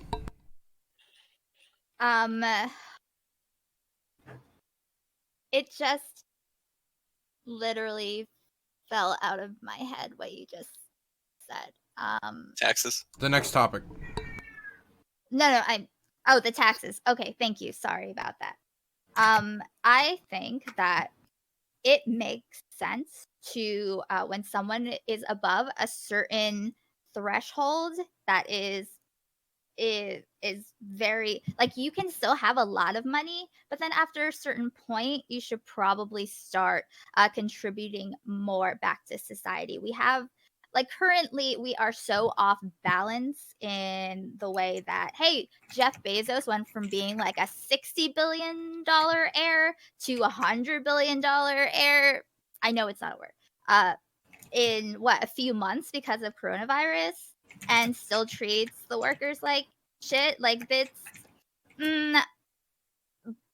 like it's not a right to have access to a workforce. Okay, part of our social contract is that you are able to make your own living, but then if you want to hire another person, there are some requirements to in order to abide by the social contract of people just being able to like live without, having a hard time not dying for reasons that are unnecessary. I think that we've like let it slide way too much, and maybe we wouldn't have to be talking about this so much if we if we just did it the way that we were supposed to in the first place. But right now we are so far beyond balance that maybe that's what it would take. But I'm not saying that's the only way. I just think, who the fuck knows? I'm not an economist. I'm just saying that it's probably not good to have people hoarding the money and then like the money not circulating throughout the country, and then people can have jobs and they can buy stuff and businesses can exist, those mom and pop shops. Like I used to be a business owner with a storefront. Like isn't that just how we stay a civilized nation? But yeah, okay, I guess that's enough. I do want to say this is a hippy dippy first. I did a poll and post debate interview beforehand. 62% to 30-something percent. The majority of viewers did not said that the U.S. military should not be able to recruit on Twitch. Afterwards, 54% said they should be able to do that. So this is the first time in Hippie Dippy Podcast history that an audience mind has actually changed on an issue post debate. Was it because we're so good, or was it the Bastia raid? Well, the Bastia raid was at the beginning of the stream, so who knows? Yeah, you also outnumbered us, Dylan. 5-3, right? And all I'm saying is, if this stream is majority yes to this question, that means the general population is way more yes to this question. Just saying. Anyway, next 1 minute intro. Yeah, the 30 people who voted are representative. Okay, next intro is going to be LSP. Conservatives and statistics. Oh my god, I spent this entire time arguing with Dario in chat. Dario, if I strawmanned you, I apologize. I didn't I understood your argument to be that your issue was that children are targeted in advertising. That's what the argument I believe I was responding to. I think maybe you're misunderstanding what my argument was. But I mean, like, if you took me as a strawmanning you, I apologize. That's not my intent. As for should the rich be taxed more? Fuck yeah. Dude, we got like a well, probably more at this point, $1.5 trillion deficit. It's something like $20 trillion in debt. To quote Oliver Wendell Holmes, the price you pay for a civilized state is taxation. That is a necessary part of the social contract. You have to give up some of the fruits of your labor in order to invest in the future prosperity of your country. That's not an unreasonable position. What I imagine you're going to get is a lot of pushback saying, actually, we shouldn't tax anybody anymore. We should have tax relief and just cut spending. This is a little bit unrealistic. A lot of that spending in itself acts as stimulus, which grows the economy. You will contract the economy if your entire approach to cutting the deficit is just slashing spending. Taxes have to be part and parcel of this solution. Otherwise, I don't know, just like invest in modern monetary theory. I have no fucking clue, but you need taxation. Yeah, there you go. And the rich, by the by, rich paying way fewer in taxes. Yeah, they support the majority of income taxes. They don't support the majority of sales taxes or payroll taxes. There's only so many pairs of jeans a rich person can buy a year. There's only so many cars a rich person can buy a year. There's only so much food a rich person can buy a year. You can't say the same for the poor and the middle class, who overwhelmingly support these sorts of taxes. And property taxes, they support the majority of that. Payroll taxes, sales taxes. I mean, I might even say state income taxes, except I'm not entirely sure. But an income tax, the rich are the only people who dominate in that, and even then, marginally. There. Next is going to be Sledge. This is easy. I mean, the rich already pay more in taxes. They pay 37% at the highest tax bracket. The next one down is 34%. And it just goes down. We already have a progressive, so sure, whatever. I'm all for a flat tax, though. Hey, how about everybody pay their same percentage? Problem solved. Okay, next is going to be Ross. All right, I've got a ton of notes, so cut me off if I go too long. In terms of the last one, I like how the liberals are just totally free from what it is to be human, and indoctrination just doesn't count on them. They weren't raised in a family; they were raised in a totally neutral setting. You've got to understand that indoctrination is just a thing, or let's call it education or something like that, or just the way you're raised. LSP, you're usually my antithesis, so here we go. Thanks for having my back on the last one. But production stimulates the economy, not spending. Okay, so this is just crucial in terms of welfare of the country.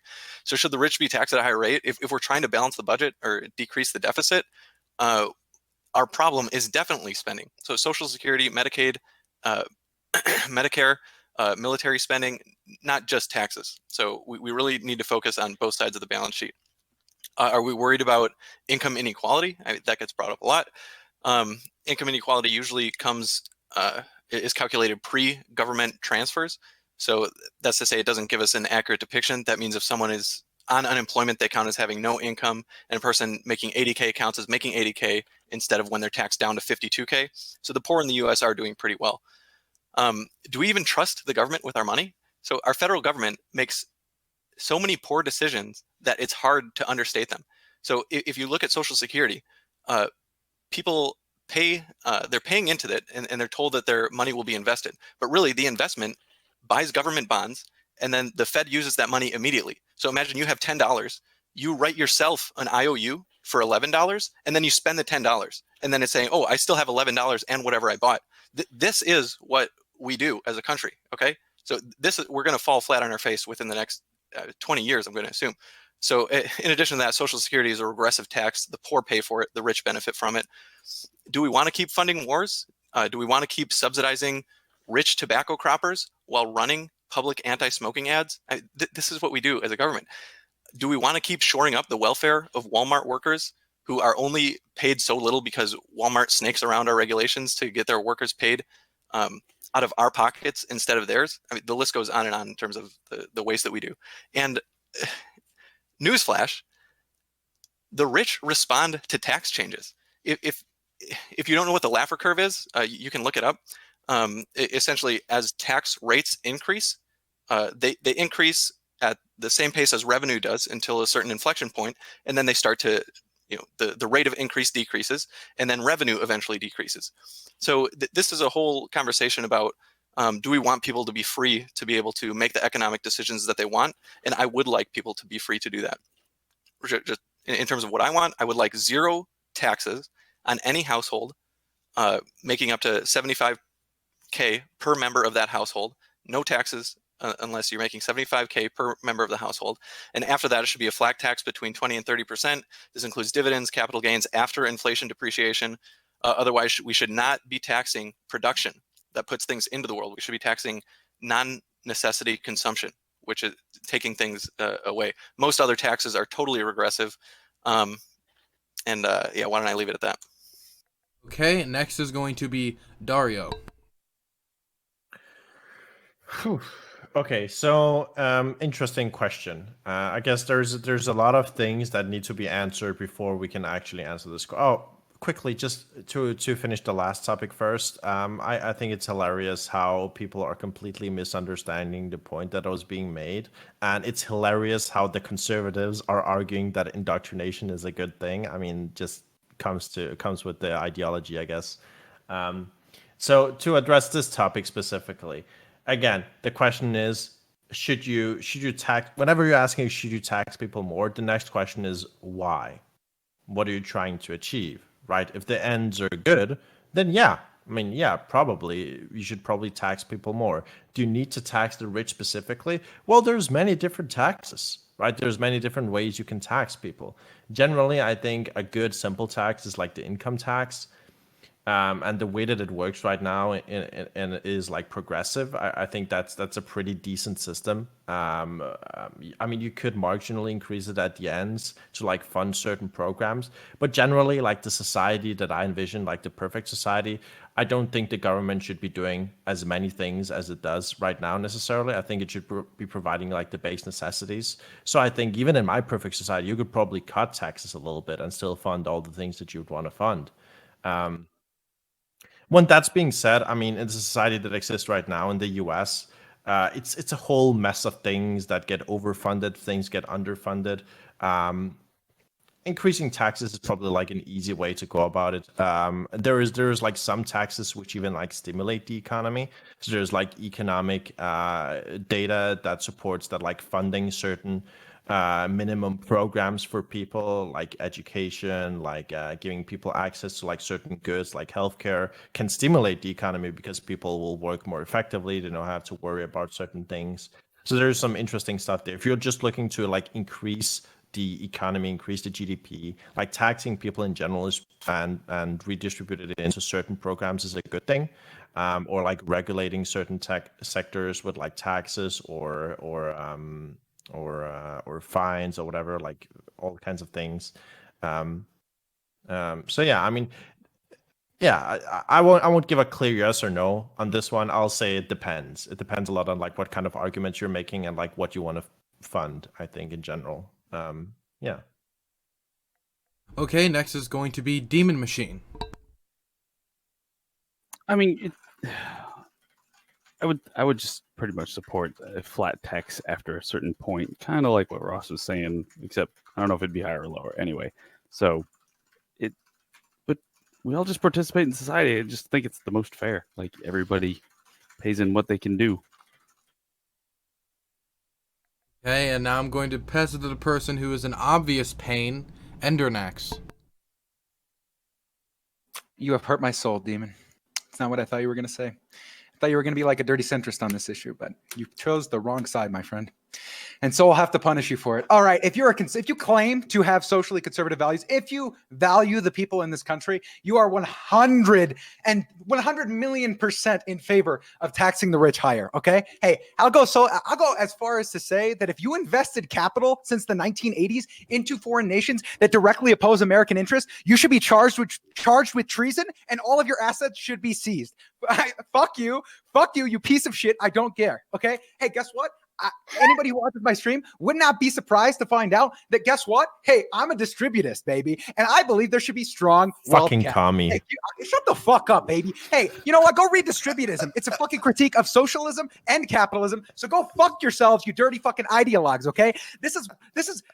I can never understand if you honestly, okay, go look up economic fucking ideologies, okay? It's like fucking voodoo magic religion bullshit, okay? They literally get indoctrinated into a religion of economics and then decide all of their Do you opinions. know what indoctrination means? Shut up! Hey, I know what come on. indoctrination Okay, is. one My second. God. I'm gonna server mute. Okay, 1 second. Give me a moment. You're both server muted. Continue Endernax. Sorry. Now that being said, there should be strong wealth caps. There should be, if you are worth more than $10 billion, all of your assets should be seized. If you try to evade taxes, all of your assets should be seized and you should be put in prison for life. If you hide your money in overseas bank accounts, you should be seized and put in fucking prison for the rest of your life. And we'll go fucking deal with the government who is seizing, who is holding your fucking money from the United States government. Okay. You are a citizen of our country. You will contribute to our country or you will be gone. Bye-bye. Enjoy prison. I don't care. And guess what? Hey, guess fucking what, baby? Guess what? Hey, if you're not for an economic system that's in favor of helping the average person, you're probably not you're honestly not morally consistent if you're a conservative. So anyways, listen, I could get ranty. I go all over the place. Hey, have a wonderful, I'm going to sit this one out because I'm going to fucking yell at the conservatives and I'm supposed to be on their team. So hey, lefties, rip into them. Fucking get them, dude. Fucking get them. Okay, please. God, get them. Okay. Bye. Oh, I love this guy. That was a hell of a performance. Okay, I just want to reiterate that during the 1 minute intros, do not interrupt. I said you'd be muted, so I usually would give like a 1 minute penalty, but it was literally 75% of the left, so I can't kneecap them that hard. So I'm just gonna have to let LSP go first. So next is going to be Mel. Hey, so I just want to like answer two things. This is actually like a really interesting conversation. Just the whole debate, I guess, is interesting. So like, I didn't expect Endernax to flip on the righties, and I didn't expect LSP to basically just strawman every single thing that I said. So this was kind of fun. So I do want to basically construct this in a manner that's I want to answer questions here. So I'm okay with a progressive tax. Like, that's what I stand for, right? Yeah, hell yeah, let's tax the rich more. But if we do this, can we do this in a way that we are actually, evenly distributing wealth? Because, I mean, I do think it's unfair, right? Like, it doesn't actually create a conversation to say, hey, I'm going to walk up to Jeff Bezos and we're just going to take all his money. Like, if we do that, right? So, like, if that's the meme, right? If we tax someone or if we take someone's money that they have illegitimately gotten, who do we give it to? And how do we do it? Those are the things that I'm looking for. So I want to talk about, like, does anyone here, I guess it's kind of Daria's point too. Does anyone want to, like, should it be income tax? Should we keep the can't speak today. Everyone's been talking. The estate tax. Should we change how capital gains taxes are financed? Like, these are just things that I'm just curious, like, because I feel like taxes are something that I don't think are necessarily ideologically driven, because in the perfect communist utopian society, taxation is just like not really a thing in a cultural sense, right? Like, money is just distributed for people's needs. Like, we don't think of it as a tax. We think of it as a just like as something that just exists within the worked economy. But we live in capitalism currently, so we have to talk about taxation within the realm of capitalism. So I'm at the end of the day, TLDR, I want a progressive tax. I want to tax the fuck out of the rich people. I don't really like the rich people. But at the same time, I'm curious what the flat tax argument is, because everyone has sort of like a different version. So I want to know if sledges and demon machines are the same. I think Ross basically just described Reaganomics, and I'm sorry, buddy, but like the international, like the IMF and almost every single major economic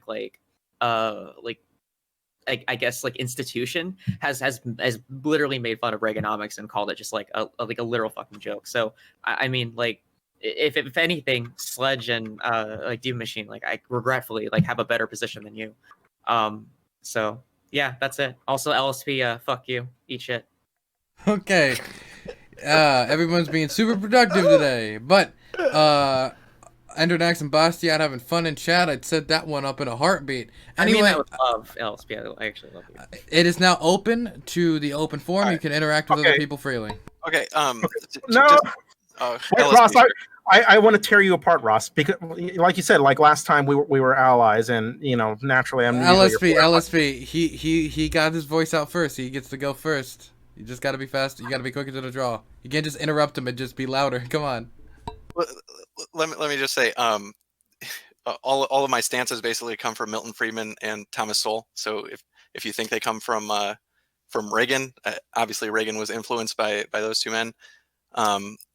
Otherwise, I did want to ask Mel. Obviously, LSP will be next. You mentioned people who get their wealth. I forgot the word you used, but like illegitimately or something like that. I'm not sure what word you used, but I hope you can describe that after LSP goes. Sure. Yeah, I'm gonna massacre the fuck out of you, Ross. Just so we're clear here. So I wrote down your point. Just wrote down your points. One was that do you want to subsidize Walmart? None of us want to subsidize Walmart, and that's been like the central criticism of people who are so unwilling to raise taxes on corporations like Walmart. More than that, the criticism of people who are so against raising the minimum wage. You are both of those things, as far as I'm right. Am I correct in that? You're both against raising the minimum wage and increasing corporate tax rate. Okay, so then no shit, we have to subsidize Walmart workers. You make that by you set that up by necessity. I have like 4 points. Do you want to take them one at a time, or you just want to go? You can lay them all out. Okay, you called the payroll tax regressive. There's a simple solution to this, which I know you would disagree with again because it involves raising taxes, but that's just to eliminate the tax cap. If anybody who doesn't know, there is a tax cap on payroll taxes such that once you hit the $110,000 mark, I think it's the $110,000 mark, you no longer get it taxed on payroll deductions. And what this ends up doing is it keeps the rich out of Social Security. It's a means test method that itself has backfired. I would say you can just keep the means testing and exclude the rich from participation while also taking their money in anyway and just lifting the tax cap. I don't know why these are mutually exclusive. You brought up the Laffer curve. So the Laffer curve it's a model by Art Laffer. If anybody doesn't know, it's like a bell curve about where the amount of revenue you gain from tax receipts and when that becomes harmful and you start to lose revenue when your tax receipts are so high. What Ross neglected to tell you was that the peak point of the Laffer curve is at like 70%. Right, that's the point where you start losing in taxes. Our highest marginal tax rate is 35%. We're not even close to that. In fact, the effective tax rate is lower. Nobody pays the marginal rate. And if you do, you're stupid and you deserve to lose all your money. And the last point. This is the last point, I swear. Ross, you described Social Security as wasteful spending. It's not. So this is from the AARP. Social Security spending supports 1.4 trillion in economic output, 9.2 million jobs, 774 billion in GDP growth, 371.9 billion in salaries and wages, 222 billion in generated tax revenue, and accounts for 1 out of every 20 jobs in the economy. And for every $1 spent on Social Security, $2 is generated in economic activity. There's my piece. Whew, sorry, that's a lot. I can go through that. That's just fallacy, start to finish. So you'd rather have us subsidize Walmart?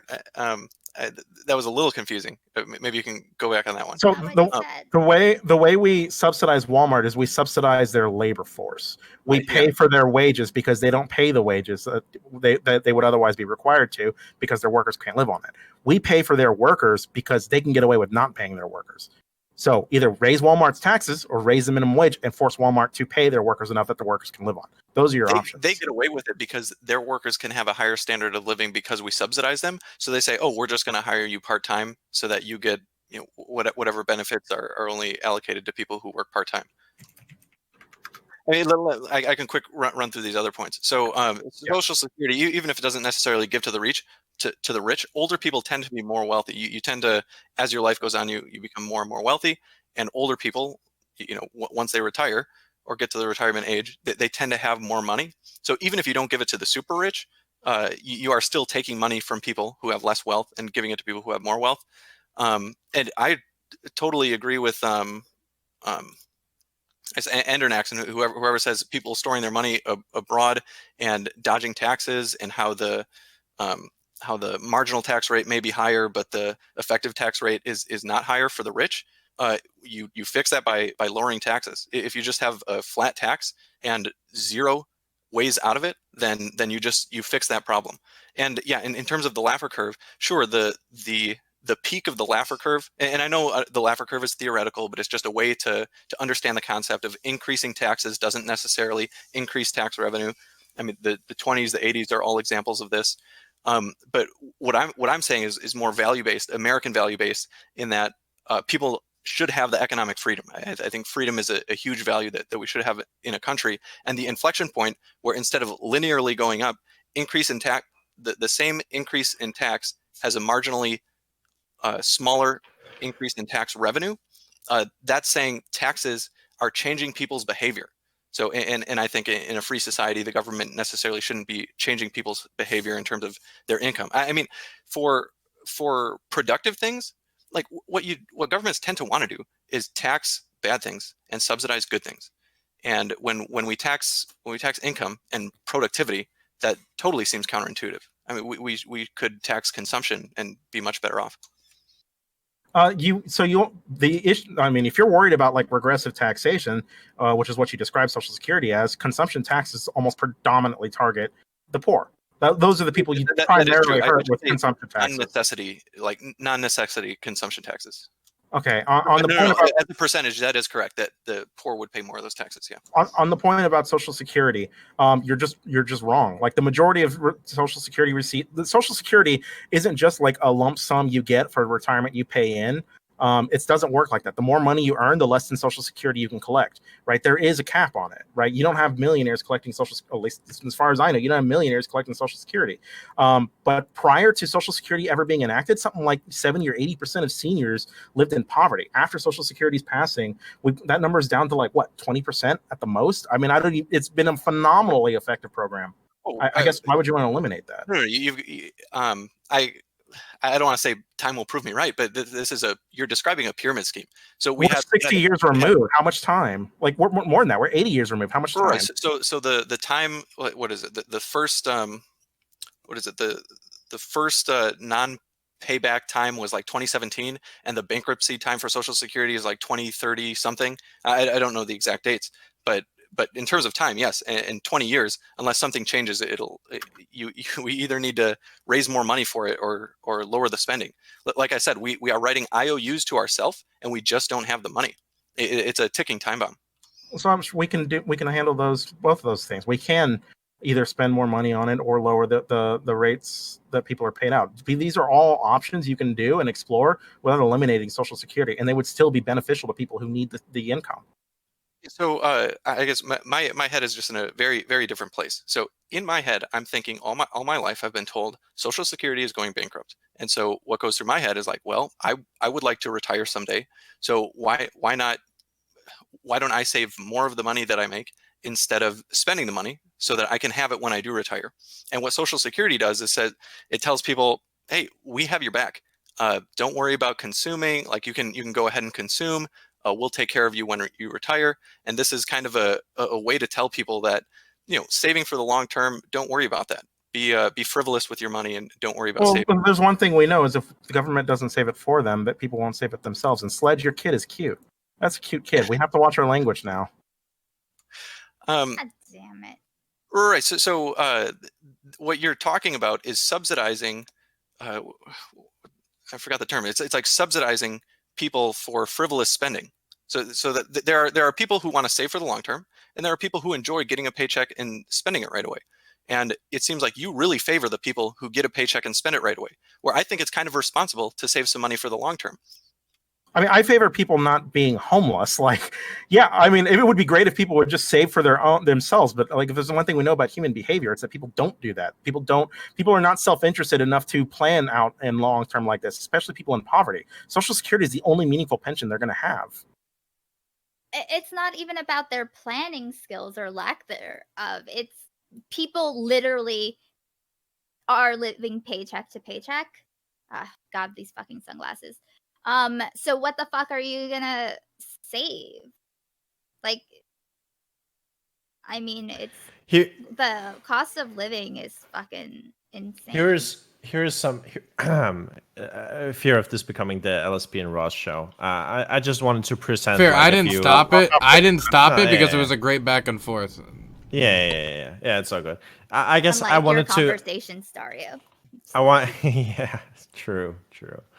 I guess I wanted to present like some different perspectives, right? Because I definitely see eye to eye with like some conservative arguments here, and I do think that there's like some unity that can be had in like some of these arguments. Like what I think generally in terms of like how you should tax and structure society, like for example, like I'm not necessarily pro like something like a minimum wage, right? Like I think a minimum wage is like an expression of a failed system, right? I would much rather have a more democratized economy where people can negotiate like together like their wages like we have in Denmark, right? In Denmark you have no need for a minimum wage because most people are part of a union which helps you negotiate like wages across like different sectors, right? And people sort of have an entirely different approach to the economy and what it means to be a worker. Like more of the economy is controlled by more hands. It isn't so concentrated at the top.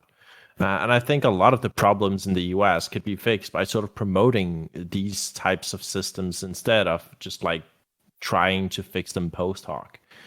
I think something like taxes, I mean, sure, I mean, taxing people more to fund like the giant corporation that is the US like government and state. I mean, sure, but at some point you got to ask yourself the question, well, what responsibilities do you want the government to have? I think in a better society, if we sort of envision like what a government or like a governing system of any kind should provide, I think it should be able to provide like the base necessities for people to sort of survive and sort of make their own sort of choices and marks in life, and everything more than that should be left up to like much more local institutions to sort of take care of, right? I don't think people need to pay into like a huge monopolizing force that is like a big humongous state, right? I think like more local societies can take care of these things. So like, I mean, and somewhere where I might see eye to eye with LSP is that I do think that there is like a need for people to be able to, even in the society that exists today, but also in future societies, be able to just like survive regardless of like their circumstances. Like, so everybody should probably have like housing, have access to like food and healthcare. But apart from that, I mean, fuck it. I mean, I think like local societies or like the ways that people can sort of structure these things should be able to take care of the needs of the people that exist within them, like to some extent, right? And taxing people at like 70%, I don't necessarily think that's like productive in terms of like the societies that we would want to promote and create. I think that there are better solutions for these things. Yeah. Fuck them. Fuck all of them. Well, let me address that. So I did bring up in my if my plan for taxes would be zero taxes until $75,000 per person in a household. So I do agree that the tax burden, like at a certain point, people should not be paying any taxes at all, especially if there's some kind of living conditions that they aren't necessarily making. But and to Dario's point, I think maybe my idea of what the function of the government is a little different. So I think the founding of the United States is based on that rights come before the government, as in humans have rights, and then the government is there to enforce those rights or make sure that people continue to have those rights. And the rights of the United States founding are all negative rights, meaning that they are things that you kind of have as a person. It's things that people can't do to you. They are not things that people have to do for you. So in terms of American values, I would say that I'm totally in line with the founding of America in terms of what is the point of the government. And changing people's behavior in terms of how they produce things is definitely not the point of the government. And to the point, like I think people should have food. Obviously, people should be able to live somewhere. And I think that we've moved so far away from what it is to be essentially free. Like freedom when our country was founded had a lot to do with like owning property and like farming your land and being able to be self-sustaining and do what you want on your property. And we just totally have moved really far away from that. And if we could have at least a little bit of force going back in that direction, where people kind of really understand what it is to be human, what it is to grow your own food, to have a happy family, and instead of just being, cogs in a big, what's the term, cosmopolitan machine in big cities. I think the distinction that you make between negative and positive rights, it's one that I know for sure. I've heard it before. I think at some point it's a silly distinction to make, right? Because freedoms don't really mean much unless you have the ability to exercise those freedoms to the fullest extent, right? So like if you have like any ethical framework that like most people have, like you're probably like a utilitarian or like a consequentialist, right? You want the most amount of what most people want is the most amount of happiness for the most amount of people, right? And if that's your standpoint, I mean, you have to walk into the space of positive rights, and those positive rights are going to be be facilitated by like some governing structure. Now, for me personally, I don't think that needs to be a state, but you have to realize that like it doesn't matter how much freedom you have in theory. If you have no ability to exercise that freedom, or if you have no ability to live the kind of life that you live, those freedoms mean nothing. You're talking about opportunity versus freedom. These are two totally different things. So I wouldn't, obviously, someone born to maybe a wealthy family in the Northwest is going to have different opportunities than someone born to a poor family in the Southeast. But they should have the same freedom.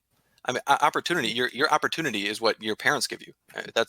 It's as simple as that. Could you define freedom? Everyone have parents. Could you define freedom, dude? Russ?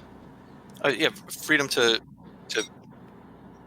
behave productively or socially as you see fit without infringing on other people's rights. Yeah, and you don't have that freedom. That was the point, right? I mean, you don't. I mean, you use opportunity and freedom interchangeably there, right?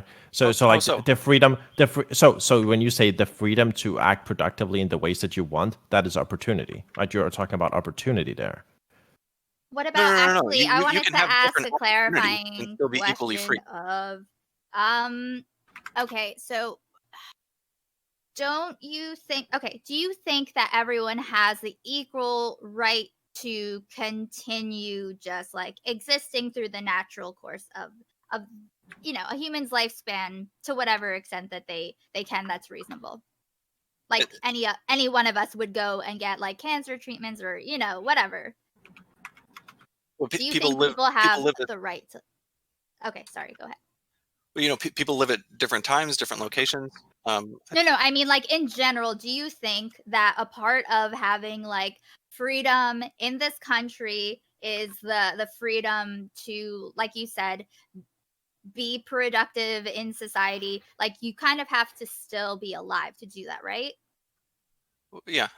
Right. So if the government, the structure that is supposed to be managing things for us, which is also like protecting your rights or property, whatever you were saying needs to be protected, that's an active, ongoing thing that takes actions. It's not just like a barrier you put around a person's property and like it just stays that way.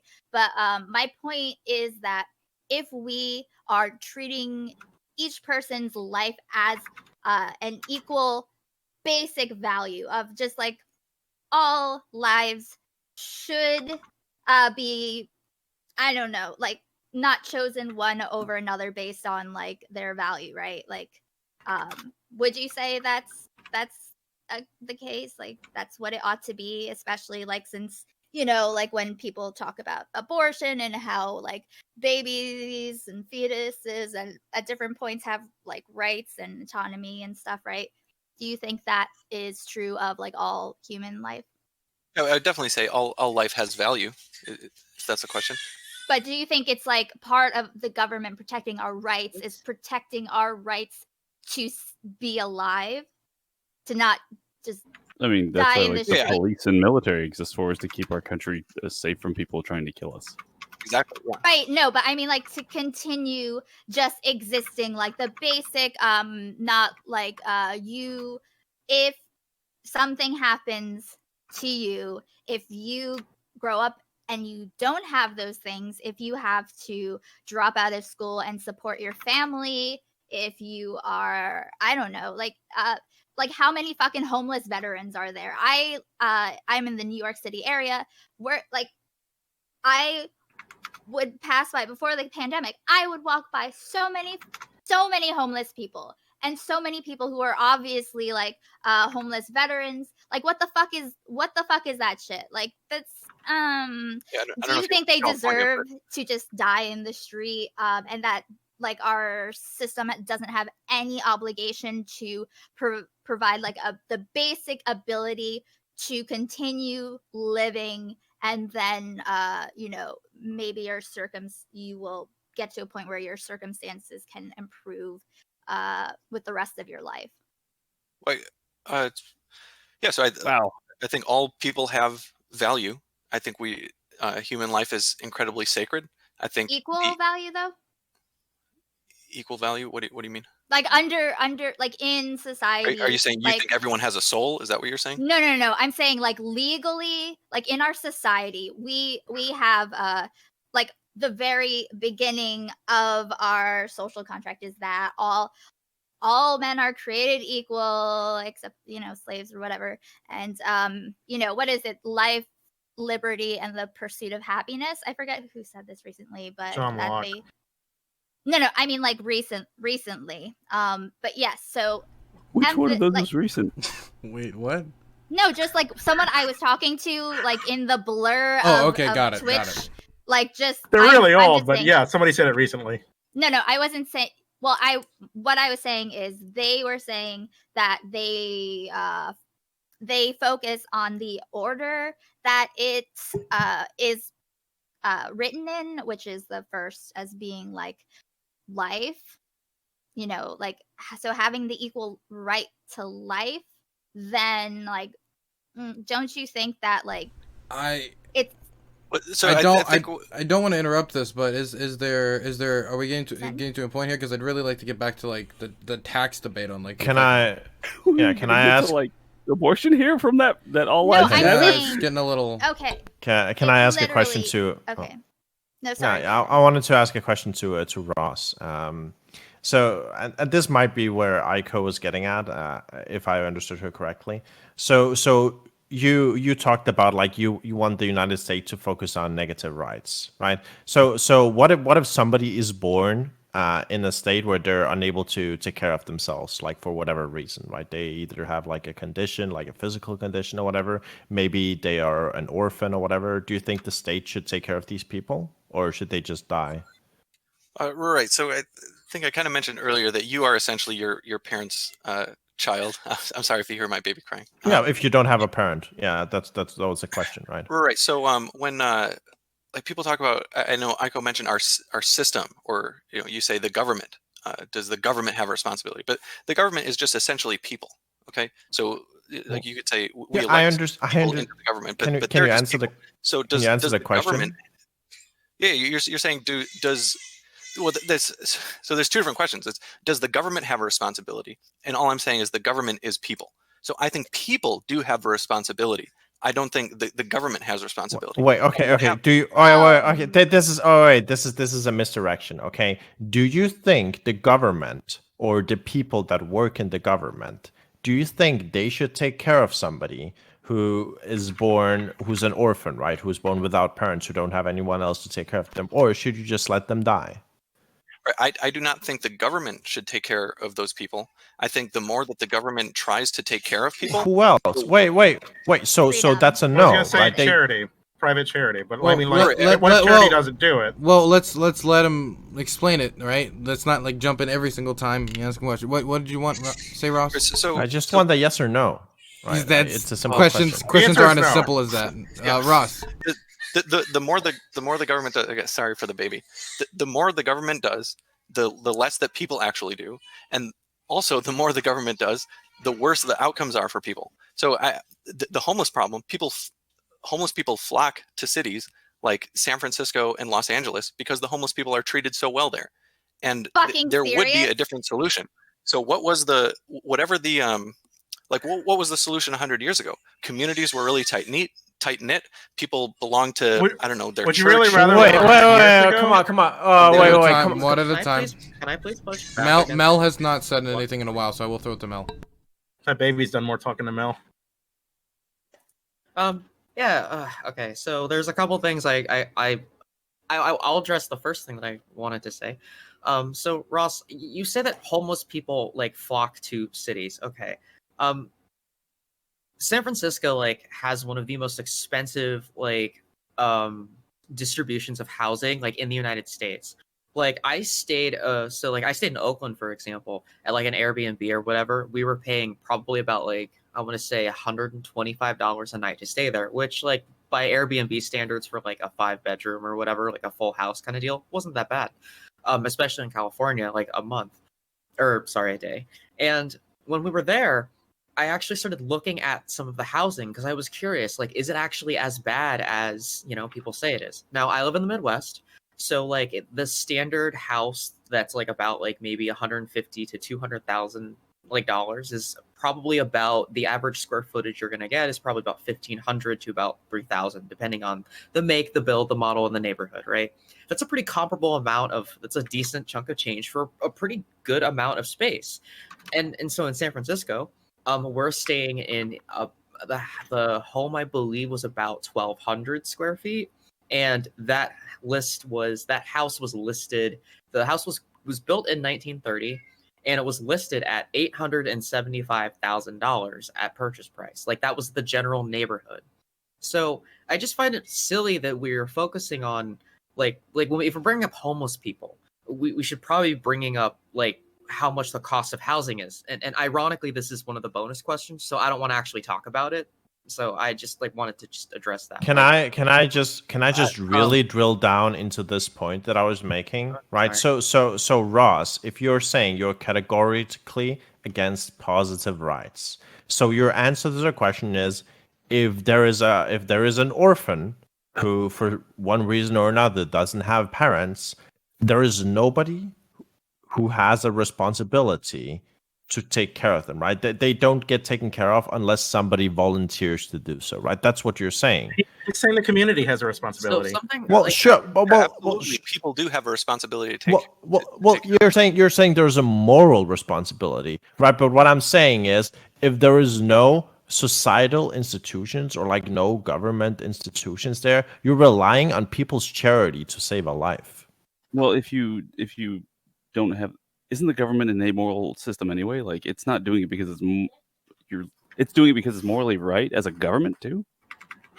Well, it depends on why you structure the government, right, or what you believe the government should be doing. So, I think the government should be doing, if the community is morally obligated to do that, and the government isn't, then, oh damn it, I forgot my own point. Well, no, yes, I see where you're going, but also I need to. Mel made a couple points. So the problems in San Francisco are 100% due to terrible liberal policy, rent control, zoning, not in my backyard policies. This is what causes those. Rent control. Let me push back in. Okay, Ross, let me push. You said rent control. Let's let Ross finish his thing first. Right? He was giving a few policies. We're kind of dumpster diving Ross here. I don't want to dumpster dive him. That's why. If it was the case that rents are just too high in certain areas, or maybe what I can bring as a productive person doesn't match the city that I'm living in, there's a ton of other places in the United States that are willing to accept people who work hard. I mean, we have a lot of people that cross the border with absolutely nothing and work crazy hard and make a living. I think that it's absolutely possible for someone who's already living in America to do the same. Wait a second, aren't you against immigration? So one thing okay, I think we're so far away from taxes. It's like actually making my head hurt. I want to talk about taxes. I feel like we're dogpiling Ross, and I don't think that's very fair. So there's one thing well, I know he doesn't, but like, I mean, these like, there are things that like I'd love to talk to Ross in private or on a stream some other time. So like, I don't want to like bring it here. One thing I do want to say is like to construct the argument that you can just go anywhere and like you're being like pushed out of a certain part of the country because of like a job or the conditions don't fit you. That is something that affects minority populations, for example. So like, I want to know how, like, so we've talked about homelessness, we've talked about veterans, we've talked about I guess abortion, civil rights, immigration, all of these, like, you know, hot button issues that affect millions of Americans every day, and the political polarization in this country. What the fuck, like, what taxes do you want to, like, what taxes do you want to go to what? So, like, if we were, okay, so I believe in a progressive tax. So the more you make, the more you should get taxed, right? I don't want to just have a progressive tax bracket with no incentive. So if we're just going to tax the rich, where's that money going to go? Can we set up like certain tax brackets to go towards certain kinds of income, or certain, like, distribute it to certain, like, parts of the country? So, like, for example, if Bezos wants to be this the charitable American that he claims to be, he could, like, basically say, hey, I'm going to use my tax bracket and I am going to donate it to healthcare. And him and a bunch of other billionaires or people in his, like, worldview, they're like, yeah, that's a good idea. Let's all do that for healthcare because this is the tax bracket we fit in.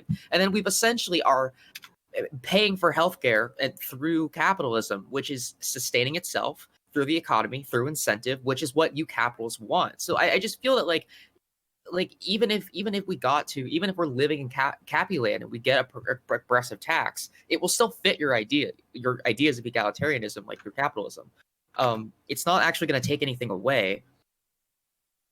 But that's the hypothetical here. That's if you want that tax bracket to pay to medical care. What if you guys wanted to go to the military for more defense spending? Because y'all fucking love bombing some countries every once in a while here and there. Like, do you want it to go to that? Like, where do you guys want the money to go? Wait, so we can decide where our taxes go? Is that what you're trying to say?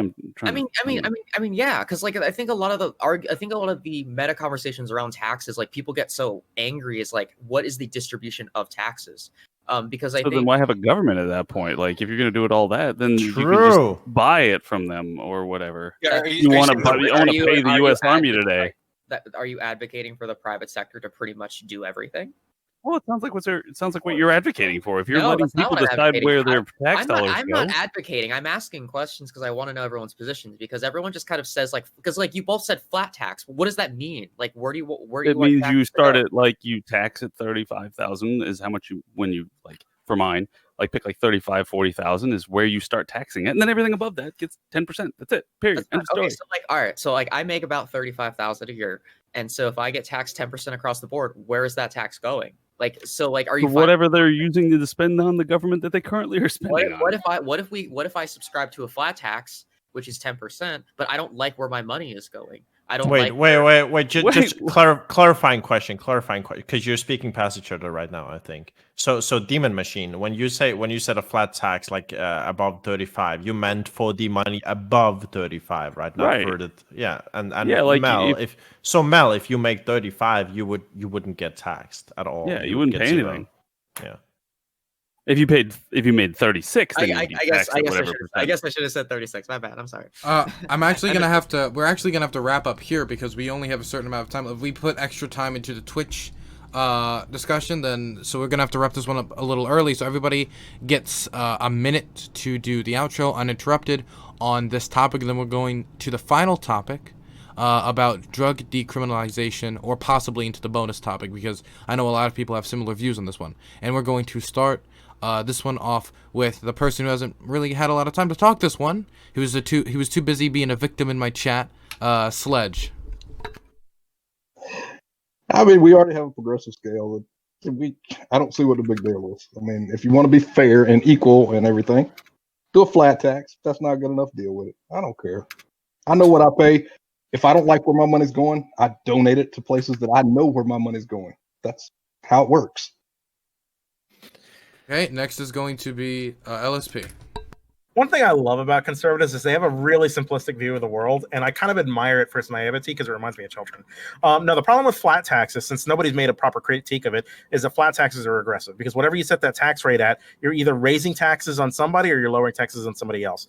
And presumably, your tax rate is not going to be raised to the high standard, right? Which is like, if you're wealthy, it's 35%. You're going to be lowering that tax rate. So the rich are going to be paying fewer in taxes. And if you're under that, you're going to be paying more taxes, right? If you're being taxed at, I don't know, let's say it's a 20% rate at $36,000 a year. If you're taxed less than that, right? I don't know what it normally is in the tax bracket, but if you're taxed less than that, then your taxes are going to go up. Like it's a regressive tax is the issue.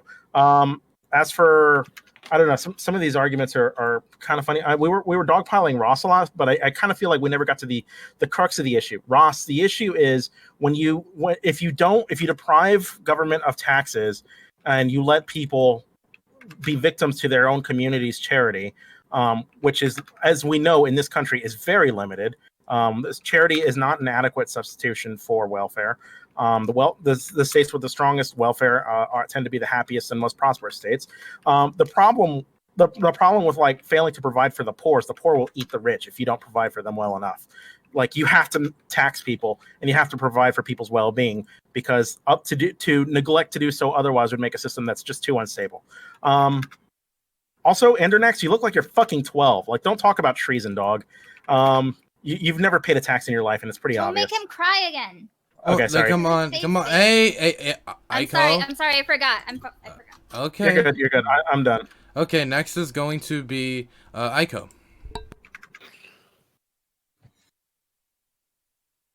I do not know what to say to a lot of these takes. A lot of them are like, especially what Ross said about, and some other people, I think.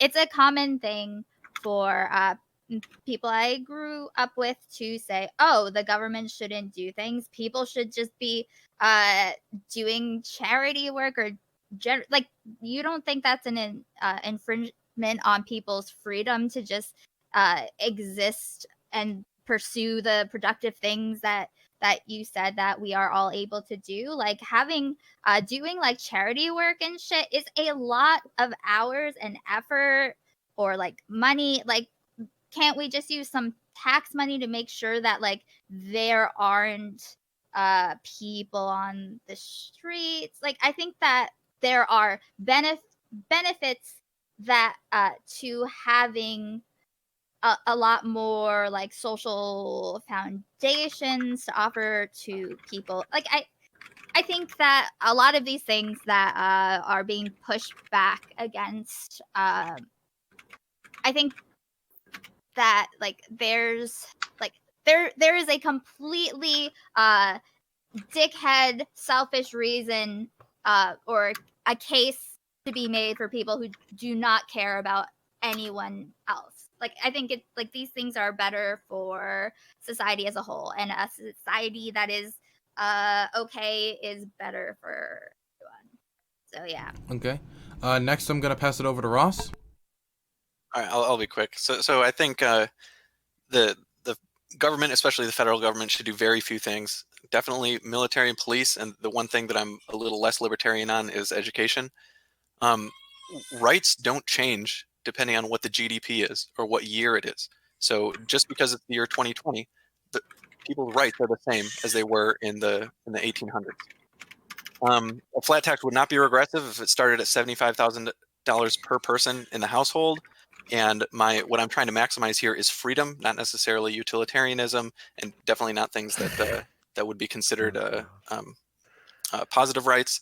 And just to Aiko's point, I think you seem to throw the baby out with the bathwater when you talk about maybe spirituality or community. I think these things are very important in what it is to be a person and what it is to exist I get it. with the people around you. So I think it's important to have those things. Like No. Sorry. Next is going to be Dario. Oh God. Okay. So first off, freedom isn't an ethical system. I can't believe I have to say that. It just isn't. Like freedom is usually a means to an ends, and the question is, what is the ends? And then you can say, well, you think that, for example, freedom can be an end in itself in some cases, which I would agree with, but that still doesn't make it an ethical system, right? Because what you're trying to achieve is you're ultimately trying to achieve some sort of social utility of some kind, right? And you can say, well, giving people the most amount of freedom is the best way to achieve that utility. And I agree with that. But the way that we define freedom is different, right? I define freedom as the ability to exercise freedom rather than have freedoms on paper. if you're fucking stuck in nowhere fucking hobo land and you literally like don't have any money, whatever, like all the freedoms in the world aren't gonna do you any good because you won't be able to live life and do it as you want to. And that is not a pivot. That is actually how I view the ultimate tax system as well, right? I think generally the tax system should be there to only, and in a societal sense, only be able to take care of the base necessities of what people need to live.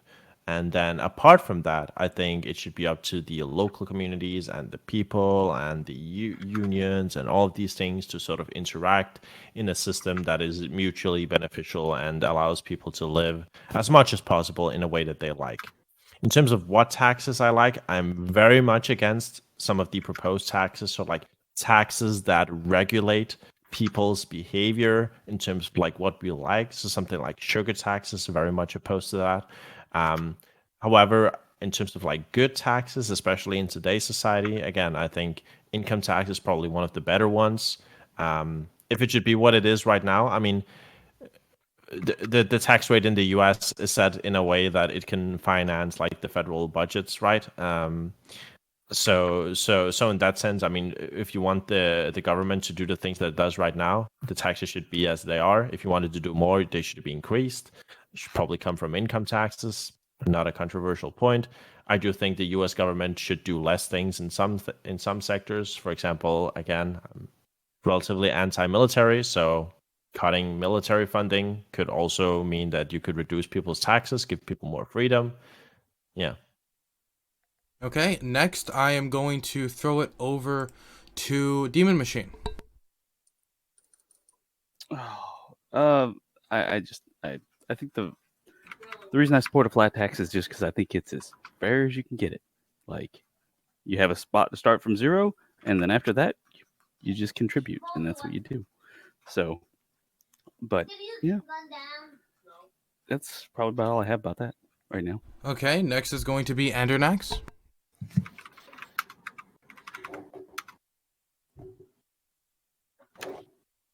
This is the face that left-wingers and libertarians alike, liberals, make every time they see me talk in any stream. And they immediately go to their little chat. They go down to their fucking keyboard, man, and they immediately type in, "Oh, get this Nazi off the panel, get the Nazgul off the panel, get the fascist off the panel. Why are you platforming him? Oh my god, oh my god." Well, guess what, buddy? I'm sorry to disappoint you, but there are people with differing viewpoints than you who do not ascribe to ideologies that are the literal definition of evil. Fuck National Bolsheviks. Fuck National Socialists. Fuck fascists. They're all pieces of shit who deserve to be put in fucking prison for their shitty ideology that has led to the genocide of so many people. Just because I think that we should have a government that enforces tax evasion policy and treat laws of treason doesn't mean I'm a fucking Nazbol. Go fuck yourself. Hey, I disavow all Nazbols, disavow all Nazis, disavow all fascists. They're all pieces of shit. Chat, you're fucking dumb. Bye. That's it. That's all I got to say. Also, whoa. Hey, to LSP, last note. Hey, buddy. Hey, guess what? I've almost made I've had a job where I've almost made six figures. I've paid my fucking taxes, you piece of shit. But hey, at least when I look down, I might look like I'm fucking 12 years old, but at least when I look down, I could see my fucking dick. Jeez, let's listen here. I'm Not confirmed. I'm gonna let that one go because it seems LSP took it well. But let's not go after people's weight on the show in the future. Oh, I don't give a fuck. Well, yeah, I said for you it's fine. Fuck you too. Fuck me too. Oh, well, thank you. You want to fuck, buddy? Let's go. Not you, Dylan. Hey, let's do it on stream, baby. Let's do it. I'm pretty sure that's TOS. We're throwing it over to Mel. We're throwing it over to Mel. Mel. That'll be the first time he got laid, girl. Mel, please talk and save me, okay? Please. Right. Oh shit. So, hey, I really just wanted to sit down and talk about tax policy with people that I disagree with, because I'm curious to know how they got to the material condition and conclusion to a flat tax. I think a flat tax is a good idea. I think it fails in practice because it often like it's an easy excuse, right? If you're living an either comfortable or semi-comfortable life, or not realizing that there are like systemic issues outside of your little bubble, a flat tax is just a really easy way to say, hey, we all just pay our fair share. But like the world and America institutionally is not designed that way. Some people just have fuck tons of access to money and capital, and some people, due to their material conditions, do not. This covers all like races, sexes, genders, and creeds. It's not just like brown folks versus white folks. It's everyone. So the egalitarian solution to a flat tax to me just feels not necessarily like unequal. I just find it inefficient in sort of like keeping things at a more even pace. Ross, I love you a lot. You're like one of my favorite people in the world because you actually are willing to like debate with people in a way that's not like weird. But like, dude, you're speaking straight like Reaganomics, man. Like Reaganomics is fucking trash. So like, I can't. I guess Endernax, cool. You say things. That's fine.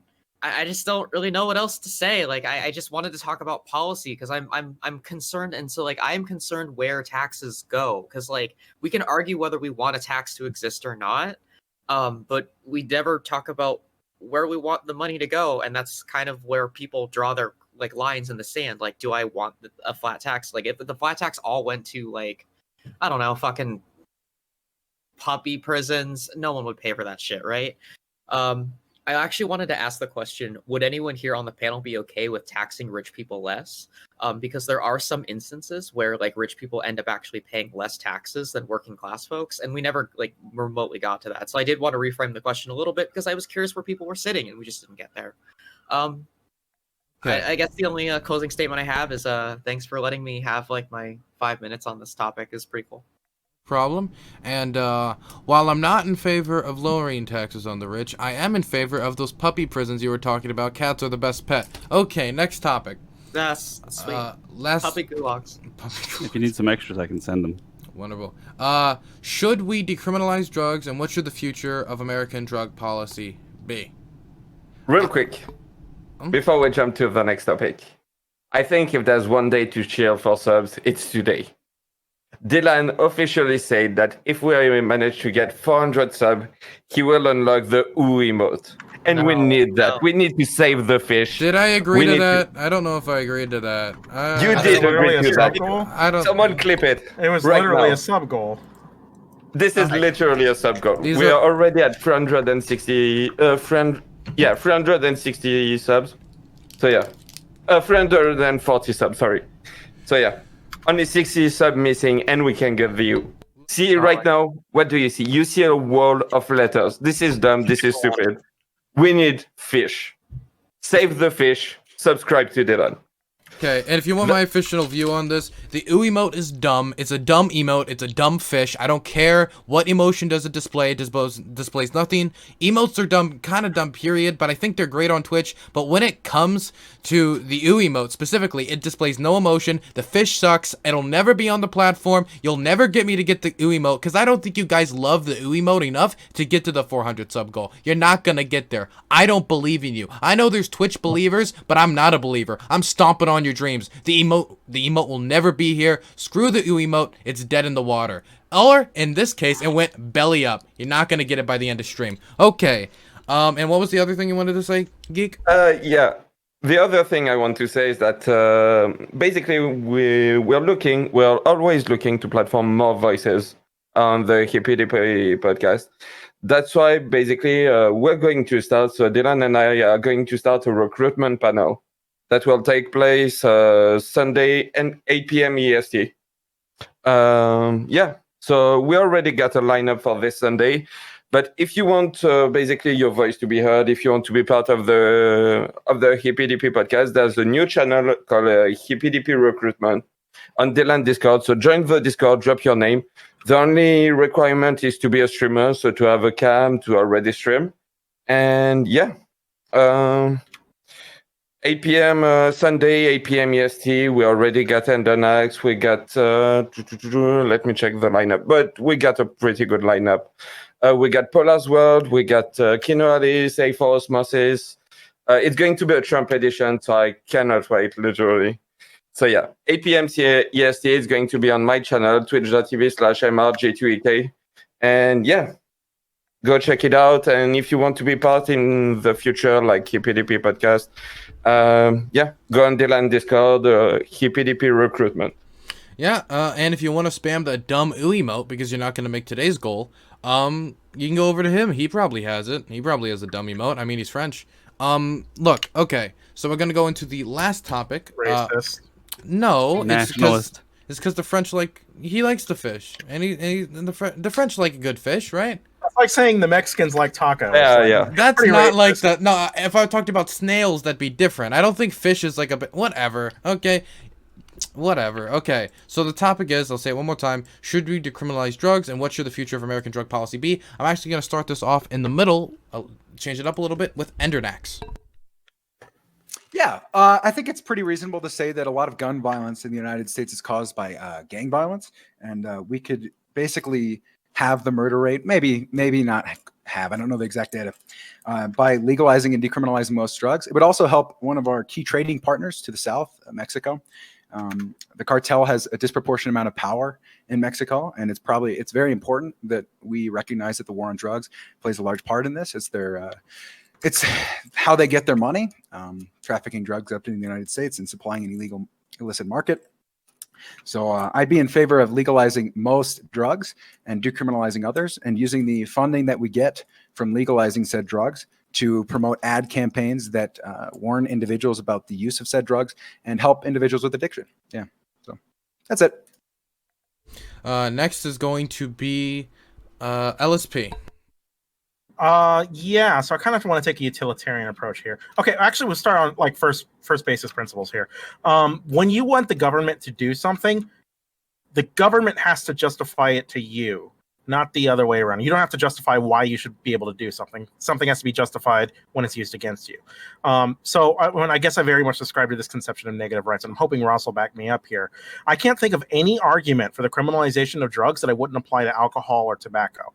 Every argument I could provide could equally provide to all of these other vices that are already legal, and I don't think anybody would be willing to get rid of unless they're like a crazy conservative who just hates people having fun. So for the most part, yeah, the war on drugs hasn't really netted any useful benefits except for a lot of people incarcerated and a lot of families torn apart, and arguably has been more damaging to the Black community than any drug epidemic ever has been. You want people to do fewer drugs, it seems like a targeted campaign of awareness would be the way to do it, right? Make sure people are responsible, right? Try to educate people about the dangers. That's the way you do it. But I know DARE's like pretty cringe, but I don't know. Maybe it's probably a better stab than just like banning drugs. We waste a lot of money on something that seems to be more of an issue related to people's health than it does to criminology or criminality, right? It seems like you could solve so much more problems if you just legalize drugs. Anyway, that's it. Wonderful. Next is going to be Aiko.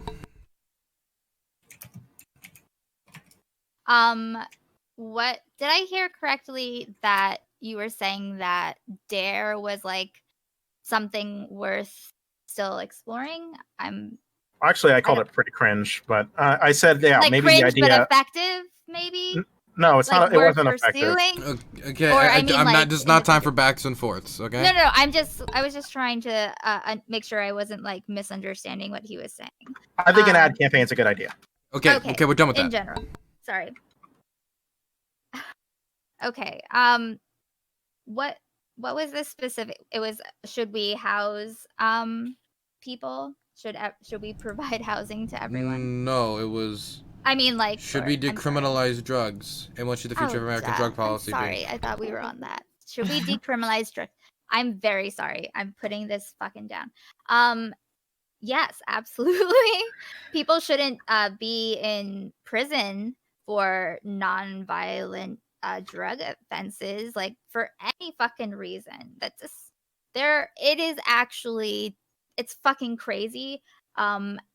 People like me here and some like people who are starting their like weed empires, doing that, blasting it on the internet, on Instagram, and there are people who have been in jail for just fucking possessing marijuana for decades. That's fucking disgusting.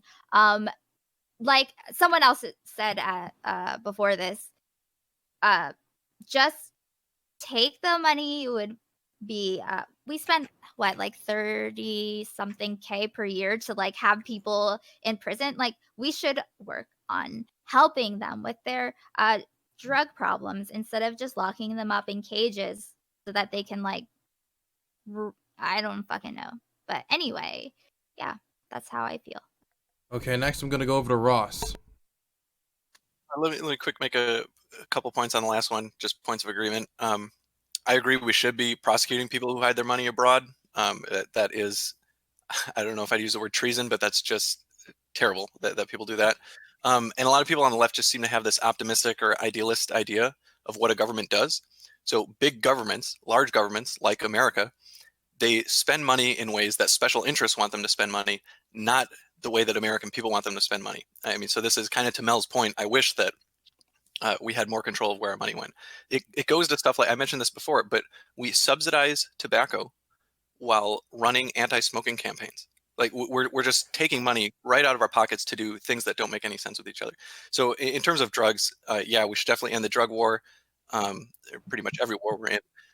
This could increase tax revenue or reduce gang violence, allow for age restrictions and having a coherent framework for parents, reduce drug diseases, reduce cartels, and in turn sexual violence and trafficking, reduce corruption and payoff. However, I don't think drugs should be normalized. I would like it if there was more of a negative stigma on drug use, like there was maybe in the past. A lot of people see one successful person who smokes marijuana and they think that's an excuse that they can do it as much as they want.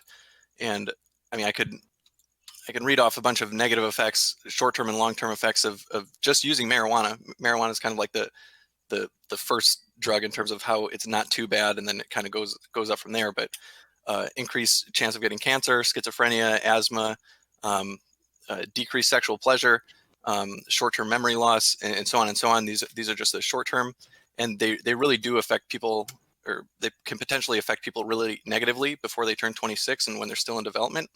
So I think, I think there's always two parts of this conversation in terms of should it be legal? I think it should be legal, but should it be normalized? I don't think so. Okay, next is going to be Sledge. I mean, I don't really have a dog in this fight, but as somebody who's had, to rely on the guy next to him to keep me alive, I want to know that dude's not a fucking meth head or a crackhead or some shit. So, take it as you will. Okay, next is going to be Mel. Hey, so I think we can all agree that like the war on drugs affects like not just the United States and our citizens, but it affects like the countries abroad. The war on drugs has had a complete and like devastating effect on like most of like Latin and like Central and South America. The drug czars and the cartels have sort of like destabilized parts of the American Southwest and parts of like California. Illegal trafficking of human beings and firearms, and the immigration crisis is actually partially caused by the drug violence and the drug moving. There was like the cocaine Iran-Contra affair. Like there's just a lot of like geopolitical events that have also like kind of roped the United States in, which makes the war on drugs like an incredibly complex geopolitical event as well.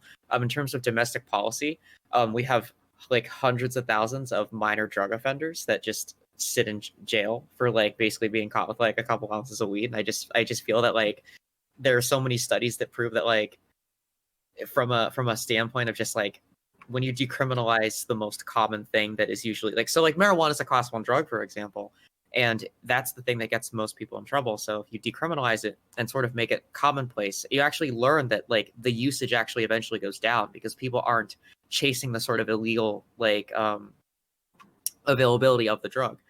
It's the same thing when Portugal did a program to legalize heroin. The cases of the rates of which people were doing heroin actually went down, and they opened like needle sharing clinics. So like you could go and get clean needles. So like hepatitis C, HIV and AIDS was down. These are just all like little things that can just be affected if we just like legalize and eventually like decriminalize and eventually legalize like drugs. I don't know. I just think it would save the US money. It would keep people indiscriminately out of jail.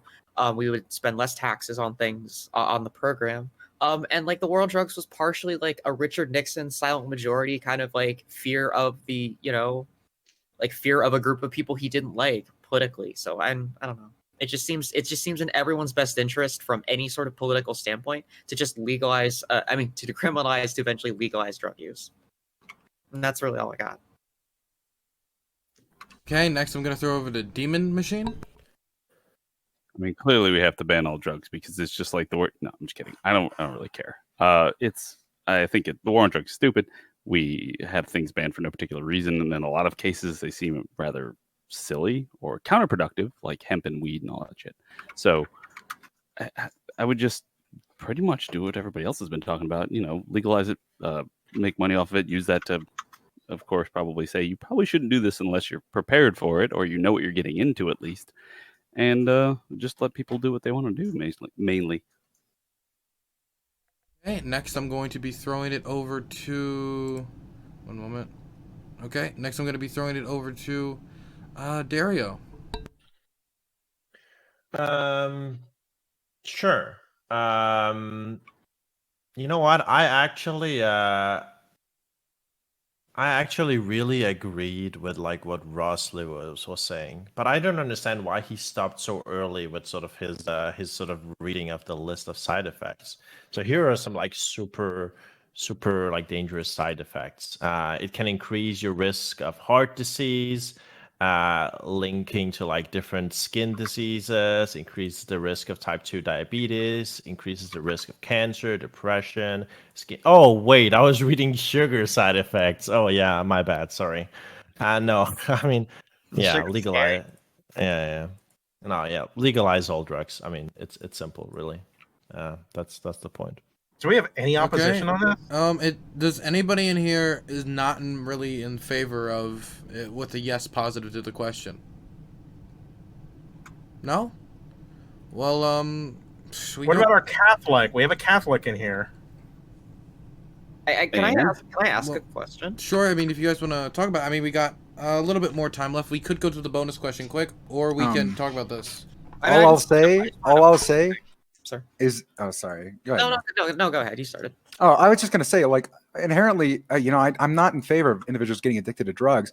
I think that's a danger. But clearly, the goods far outweigh the bads here. And in my eyes, like, you can look at other countries that handle these problems way better than we have. You have a drug epidemic going on in the interior of the country. A lot of people are getting addicted to opiates. They're having a lot of problems. It seems to me, why would you ever treat this as a criminality issue and not a public health issue? It doesn't. Anyways, so to the person, if you're referring to me as the Catholic who was in here, base Catholic take. Okay, never mind. Not a base Catholic take. Wait, what? Who was the base Catholic take? I thought Endernax was Catholic, and I thought that was a good take. But then he said he's not Catholic or something. Well, you think that I was actually raised Catholic, so it's spot on. But I'm not actually like. I believe in distributism. Religion. I do. Yeah, I really like that system. Yeah, I think it's appropriate. I think it's a very moralistic framework. So that's. What do you think about banning sugar, Endernax? I'm opposed. I think that you could do things like have a sugar tax, and then put the sugar tax money into systems that would help discourage obesity and like fund programs to help people. So yeah. That's all. Yeah, so you don't want poor people to eat sugar. Well, I mean, the obesity rate has gone to 40% in the United States. It was 12% in the 1990s. That's what a sugar tax does, right? Right. It reduces only, like, from what I've seen, like there was the only data that I have on this is like a soda tax of 20%, or it was like 26% reduced consumption by 20%. That's not. Yeah. And what's wrong with reduces who reduces their consumption? Poor people. Yeah. Yeah. So you don't want. So wait, it's just incentivizing good behavior. Well, yeah, in poor people, right? You want to control. Wait, but this is like the softest. This is like the safest. Like this is like the softest version of policy you could ever advocate for. It's not like I don't. No, really I do not. Listen, like Ross, Dario. I don't know if you like knew this. Like I used to weigh a lot, and like I know. Even though like you. I've had takes on panels where I'm very aggressive towards this take. I have a lot of empathy in my heart actually for people who are overweight, and I want to see them succeed. I just don't think you do that through like not addressing the problem. I have a lot of empathy in my heart for people to be able to do what makes them feel happy if they're informed to do so. I think sugar taxes removes the freedom of poor people, and it removes their ability to enjoy things that rich people can take for granted. Isn't it the same thing with drugs? Terrible way. Yeah. Well, yeah, I was for legalizing all drugs. Yeah, I mean, we just disagree. I think that individuals live better lives when they're not obese. Well, So- yeah, I know you disagree because your opinion is that you want to control what people engage in, right? I mean, that's how you want to. Well, if your opinion is that I'm not a libertarian, you're taking spot on, sir. Yeah, correct. What? Can I just ask, what is economically liberal and like socially conservative mean? Did I? I get have that socially right? conservative takes. Yeah, yeah. Or okay, so what is a socially Here, conservative you know, take? I got you. I got you. 1 second. This happens a lot. So in chat, I'm going to post an entire list of things about my ideology. But this show's really not about me. It's supposed to be about topics. But if you would like, we can have a little derail. Let me I got you. No, I'm not I mean, I don't derail. want- That was just a. There you go. I mean, there's I'll read a link. there's an sure. entire list in chat. There you go. Okay. So I guess something I was curious, like, so do you guys believe that, okay, so like people that are under possession of like, say like a marijuana, for example, like they're not allowed to like own firearms under like the NFA. Like do you think that like those people shouldn't own firearms? Like, I'm just throwing out a boring hypothetical to like. I think we should go to the homelessness thing. Obviously, we all agree. All right, I'm just curious. I don't know. We can do one more topic, but we only have 18 minutes left in the show, and only if everybody is willing to do another topic would I do it, because I don't want to. Can we just ask a fun question instead? Do you have like a fun? Okay. Anybody is that, okay? We've got 18 minutes, and there's been a lot of back and forth here. Is there any? We'll take questions from chat, but is there anything you've been dying to ask anybody else on the panel? Yes, I really want to know. So Endernax, Mhm. what's Here your it what's your comes. favorite anime? Honestly, dude, Angel Weeds Beats made me cry. Angel Beats made me cry. Like, I'm not. It's gonna not lie. Attack on Titan. No. Sledge, what's your favorite anime? I don't watch that stupid shit. That's what my kids watch. Anime sucks. Grown man over here. Cartoon fucking kids. Them Chinese cartoons, guys. Can I get some justice in chat? Holy fuck. Yeah. Attack on Titan's garbage. Sorry. It is. It is. I don't really understand why they're not Wait, like Attack on Titan is Also, I read- actually good. Just so you Come know, on, don't give me that back when reactionary take. back when I was consuming content from Japan, it was manga. Thank you, sir. I did not watch anime as much. Nice try, sir. Nice try. Nice try. I got an interesting question for chat, for everybody. Everybody here, do you currently own a firearm, or if you want to disclose that, or if you had the opportunity, would you own one? I want to know that. I do, because I give you mine. I'm pursuing getting one currently. I'm getting a Remington 870. You know, just something kind of basic. shotgun? Yeah. Oh, nice. What a Remington 870 is. Yeah. I'm getting it from my uncle. A new law was just passed. A new regulation was just passed, so I gotta do a little bit more than I thought I was gonna have to do before with like registration. What? Do you know what's your model based off of? Model specifically, all I know is a hand-me-down, and I know the basics about it. I'm gonna learn about it as I. Wood furniture? Is it? Yeah, it's plastic? wood. It is wood. I did So okay. it's When he said probably like base, when he said base, I was confused. Yeah, wood. Because like there's the tactical like home defense ones. There's ones that are just like wood. No, I furniture, just want to like, shoot shit. long barrel. Like. By the way, Dylan, if you don't know if a weapon's loaded, you can just pull the trigger and it'll like tell you. I look down the Oh, barrel. yeah. You just gotta look. You gotta like look down the barrel and like stick my finger in it. Yeah, I got it. I got you. And the barrel explodes. Wait, and it turns why into would a you mushroom? ever need a gun when you can literally just got him by a sword? I don't know. Okay, what about? Oh, I'm getting, but Endernax. What about you? Would you? What do I think about guns? Yeah, what do you think about guns? Do you want to own Yeah, one? no, I love guns. Of course, I want to own one. In fact, I'm in favor of government policy that where you take a course that you don't get a license from, but you go and take a gun safety course. You learn how to handle a firearm, how to keep it safely, keep it away from people who shouldn't have it. And then you get a $200 voucher to go buy a gun, go buy a firearm. I'm in favor. I think every American should own a firearm. You can't. It's just a subsidy. What do you mean? Government. It's kind of paying for your time to take the course, basically. What I would use is I would use my $200 for like an NFA tax stamp for like an SBR. Right. Exactly. It'd be really cool because like I think owning a firearm should be part of like American civic culture. So Right. I think everyone should own a gun. Demon Machine. What about you? I would love to purchase them, but they are for rich people because I do not make that much money. So I cannot afford the gun. much less Ammo's the ammo to go expensive shoot. part. Right. Abolish your capitalist overlords, and he could have that much money. True. Ross? Yeah, it's got a Colt Cobra. Okay. Sledge, I know you're a big fan of Beto O'Rourke, so you're gonna take everybody's gun on here? Yep, I don't own any guns. None. Not one. I'm anti-gun. Yeah, he's Really? big. He was big in the Vietnam protest movement. He was that person who put the flower in the gun. He put the flower in the gun. That was him.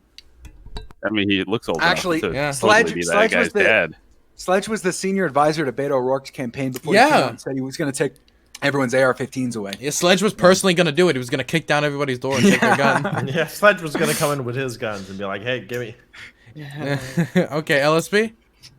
I have a Taurus PT-100, a Feg PA-63, and a Burst of Thunder 380. Okay. Aiko. What? What was the? Where did we get up? Where did we leave off? I'm sorry. Where did we Do you want to buy a gun? Oh no. Okay. I would shoot myself in the ass. I do not trust. I don't even like holding a heavy pan, like a cast iron pan. I pepper sprayed myself once. Adorable, It was very Ross. early. You pepper spray? You pepper How old, spray? Ross? Oh, that's so. So we're clear. I was kidding about the looking down the gun to find out if it's loaded. Yes, thing. yes, I understand. Don't ever do that. Let me make a point real quick. Wait. Are those, why we why are the babies cute? Uh, Like, Ro- why are the babies so so Sledge, cute? Sledge was trying to Kind say of something. weird. I'm How saying old, Ross? she is the reason weed should be illegal. If you cannot even pick up a fucking pan or you spray yourself. Literally talking about have before I pepper started Literally talking smoking about you. weed. Literally I'm talking about you. old. Like Literally talking about you, yes. Okay, so isn't that just the I'm me opening thing my though? mouth If it was before I mean I'm 35 and Okay, just shut up, please. Please. I can't take it anymore. What? Please. oh no. Wait, Sledge. I mean, Wait, Sledge. think he- Sledge. I didn't hear you. Can you say that again? I said every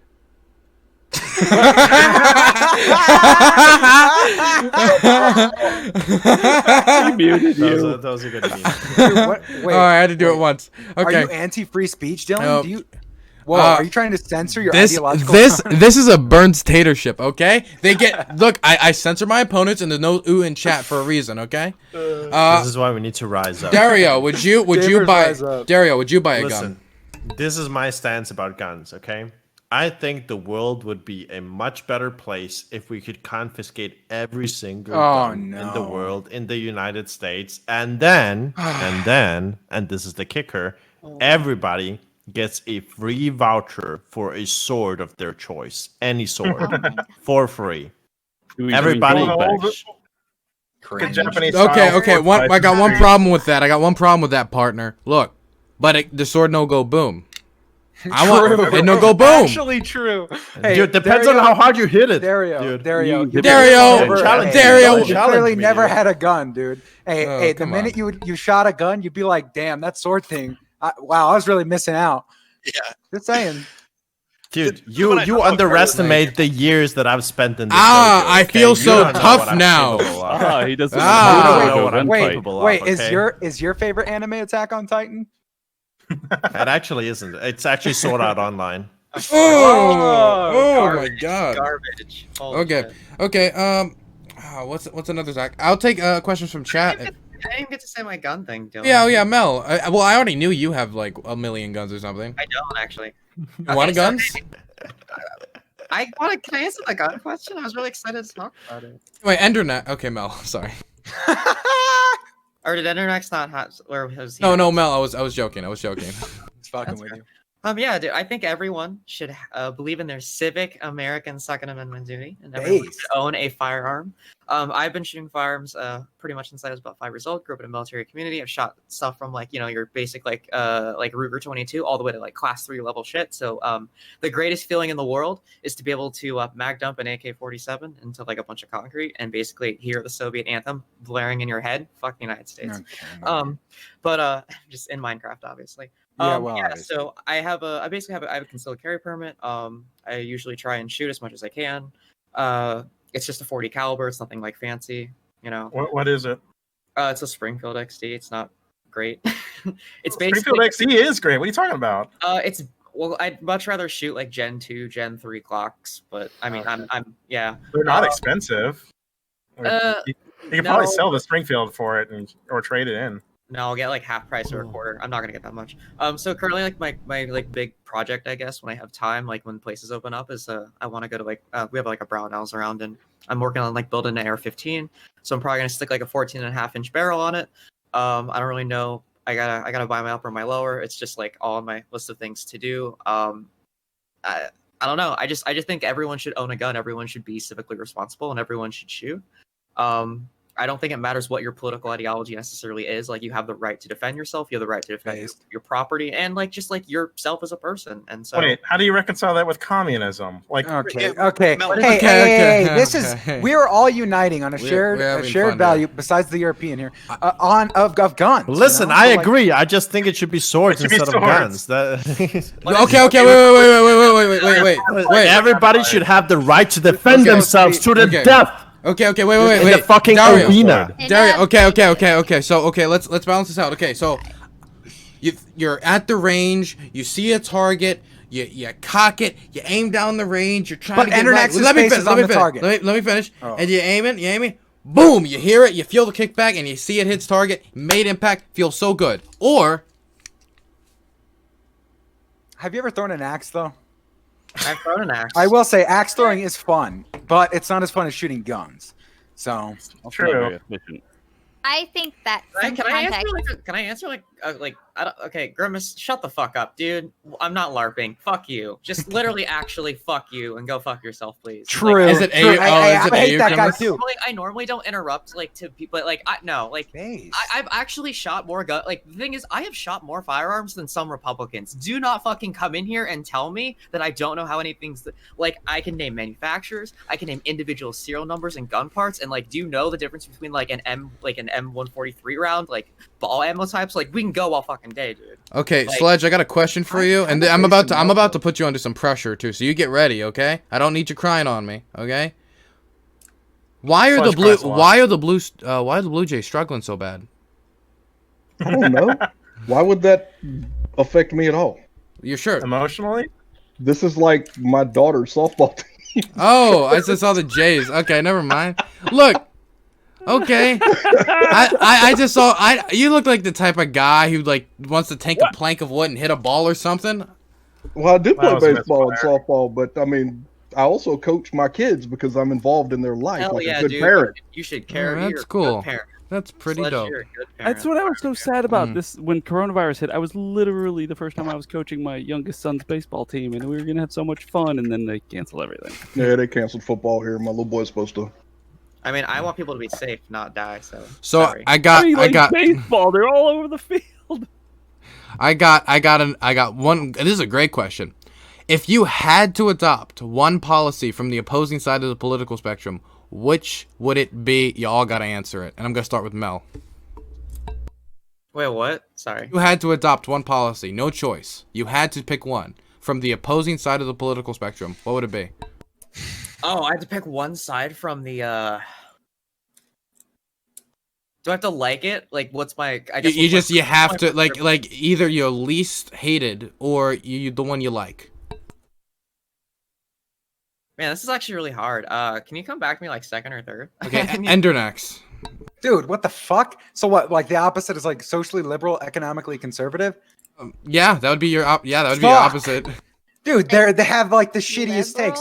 I don't know. I think socially left individuals have the right idea on I don't think you should be a dick to people all the time. So policies that are more, well, this is kind of like libertarianism, I guess. Let people live their lives to a cerrn extent, have a good time. The policy of let people just chill let and people grill. Chill. Great chill. Great policy, Endernax. To let people chill. Policy. Okay. Demon Machine. Let's see if you can get a few more intelligence points in with your answer.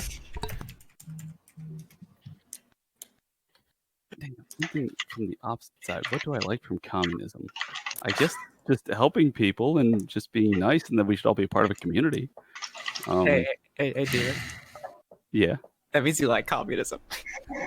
Come on. Snap. Okay. I love That's it. really the best you can do is just be nice to people. Yo, it's weird. I went to I love that the right-wing characterization of left-wing policies is let let people chill and be nice. That's like the left Wait, wing. I gotta say, I didn't know. Like, I went to my community fair, and I had no idea that me going to my community fair meant I wanted to put the kulaks in gulags. I mean, that's weird.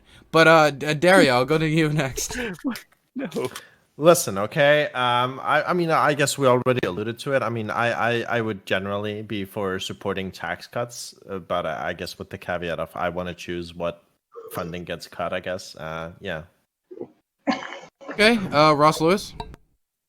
I think we're a little. I think we should maybe make some things universal that aren't. Like, I don't agree with Social Security, but if we're going to have Social Security, it should be Social Security for all, like UBI. I don't want that, but that's better than what we're currently doing, or or maybe a negative income tax at least. So, if I had to choose something, that would be it. Okay, Aiko. The other side. You know what I would do? Actually, I would have the voting unity on the left the way that conservatives have, because it doesn't matter what they disagree on. My dad, who won't even watch R-rated movies, voted for Donald Trump. So they fucking show up for each other. If we just all fucking showed up, we would literally fix everything, because What policy is that, though? Oh, That the same is one as the the left. policy. The That's good a- things. Yeah. The left are nice. I The guess the it's left good are thing. nice. Well, That's The the left policy. are not Okay, nice. that's how Are much you I boiled that fucking down. read Twitter? Like, no. What That's true. The left are not nice. I guess No, I- I'm I just guess saying I- that Well, I said as libertarian. a thing that I'm going back exists to you, Endernax, by the way. You in never give me an answer. conservatives. Like, I admire this about conservatives, and I want to take that on as the left. Oh boy. What? That's. I mean, to be fair, I feel conservatives like- What's wrong with do that? vote in higher volumes than liberals. So But it's like They are 70%, single 58%. issue voters, a lot of them. So they will go with like whatever the candidate is. My parents have never not voted for a Republican. Is this why the and a lot- Republicans lost the popular vote? Oh yeah, because there's not as many of them. That's why I'm like, if the other people that are not voting, if we voted, we definitely outnumber them. So we wouldn't Okay. have people bringing snowballs into Okay, fucking Congress. this is not a policy. No, Like I so mean, okay, so did you pass the Policy people of should voting more. the policy What of else please can vote I more? take from them? If you could, I don't know, gun control. your Like imagination, I just dog. said, the least bad you could pick. Like, what's the least bad thing if there's nothing you like about them? Like, what's the least bad? Yeah, I will go back to Endernax. I know, chat. I know. It's also just like I already agree with the sentiment that I said, so like it didn't even make any sense as far as policy goes. For libertarians are the ones I hate the most. So like, fuck. Call yourself? I'm sorry. I don't Come know. on, Endernax. Channel your inner freedom for once in your My life. inner freedom. Yeah. Stand by the principles of the flag you espouse, you heathen. Yeah, Nazi flag? American originalists were not. Wait, what? Incredible! You're hilarious, man. Amazing. Okay, you two can just think. I'll throw it over to LSP and then Sledge. Yeah, so like there's one criticism. So okay, just real quick, what I fall on, since I'm a liberal, is my opposite communism or is my opposite conservatives? Whatever you think you're like, Yes. the people who piss you off the most. How about that? Yeah, they both piss me off in like different ways and in equal ways. Well, then a conservative communist. Come on. Hey, Okay. LSP, pick communism for me, please. I don't want to pick communism. I think you and I would probably agree on most things. We would just disagree about the methods of getting there, except maybe like a fundamental value of private property. So many fucking things, LSP. So like you can generally, like, a lot of people subscribe to ideas because they identify with a certain political spectrum, and then they just root their beliefs in whatever that spectrum is supposed to believe. But if you look into data, like learn certain ideas aren't very good. And I don't know if this is a conservative idea, but I have looked into data and studies on this, and there's actually data to support the idea that gentrification is actually a good thing. That it actually doesn't displace people like it's just a popular thing that people believe, and it does put a lot of money into local communities, and it does give people positive outcomes that have been previously living there, which Yeah, conventional wisdom for the left would be gentrification is bad and racist. But if you look into like some studies on it, you tend to find like it's actually really not the case. Well, LSP is a genius. He's gonna get a lot of shit for that, and you know what? He definitely went with the question. And Sledge, you're the last one before Endernax and Ico. The 94 crime bill. What was that? 94 crime bill. You get rid of it, or you want it? Well, that was the Democrats proposed it, so yeah, we'll endorse it from this side. 94 crime bill. Okay, he do the crime bill. Sledge wants to build them prisons. Sledge wants. I like Sledge. I gotta say, I like Sledge. Just real quick and to the point. Yeah. No, I mean, he answered the question as opposed to like most. Yeah, he didn't even dance about concept. Shit. He just said, "Here's the bill, the exact bill." Yeah, he did a policy. Fucking own that shit, dude. Yeah. It's fucking good. Hey, Dylan, I guess I'll just do mine. Because mine's pretty simple. Okay, what's yours? I guess I'll just go with Republicans and destroy Obamacare. Because I'd rather have universal health care. Like, I'd rather have like Medicare for all. Like, I think Obamacare is just like a highly privatized and like it's not actually like useful with the current structure of U.S. medical infrastructure. So like, I don't know, just do Medicare for all, dude. Just do the real one. That's not the conservative, but you're not owning the conservative position because they don't even want universal health care. It doesn't matter. I mean, like, I'm switching it because I really don't have So, anything. Mel would gut the American healthcare system and make it all private. That's what she would do. Yeah. Next is Endernax. I guess you know what? Honestly, I could probably Give me a libertarian one. Come on, get on board with like dismantling the Department of Education.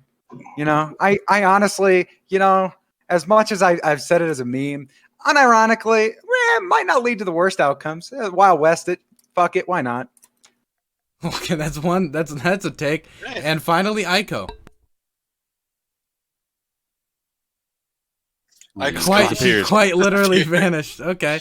A red cloud. Oh shit! Wait, sorry. I was gonna give a quick update. That was the best dodge I've ever seen. Literally disappears from the screen. Oh man. Okay, so it's fucking hard to. I've been trying, man. I've been fucking trying. I mean, I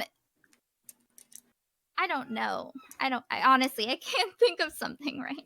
Yeah, it's supposed to be fun. If it's stressful, then it's all good. I'm not gonna just make something up. I don't know. Okay, I'll say it. I'll give one. You know what? I want to nuke the hurricane, like Trump said. I want to do it. Let's go with it, man. Let's see what happens. Let's nuke the hurricane. Hell yeah. Oh, I didn't pick a Trump policy. Yeehaw! Yeah, yeehaw, man. Yeehaw! Well, Mel, if you want to go full meme, you should have just said increasing social security and stuff because Trump campaigned on that, right? So I forgot he did. Yeah, buy Greenland. Let's do that too. Oh, I wasn't thinking about policy as in like things they followed through with. Yeah. I could get down with like plenty of stuff they lied about being for. Yeah, totally. Replacing healthcare with something better. Hell yeah. I mean, okay. The better healthcare bill. I can't wait to see it. Let's replace the government with something better. How about that? Yeah. Just replace the government. We replace the government with a single person. We'll just have Sledge run. The Burns Tatership. True. Okay, Sledge. We'll cut the country in two. I'll get the East Coast. You can get the entirety of the. Nope. I get what side you want? East Coast. Fight me for the East Coast if you want to. Oh man, nah, I'm getting the East Coast. Maryland's mine. New York's mine. How about this? I get the top half. You get the bottom half. How about that? Wait, we're gonna have the Civil War again? Does nobody want Texas? Wait, Sledge is gonna get the entire economy. I'll get the top half. You can get the bottom half.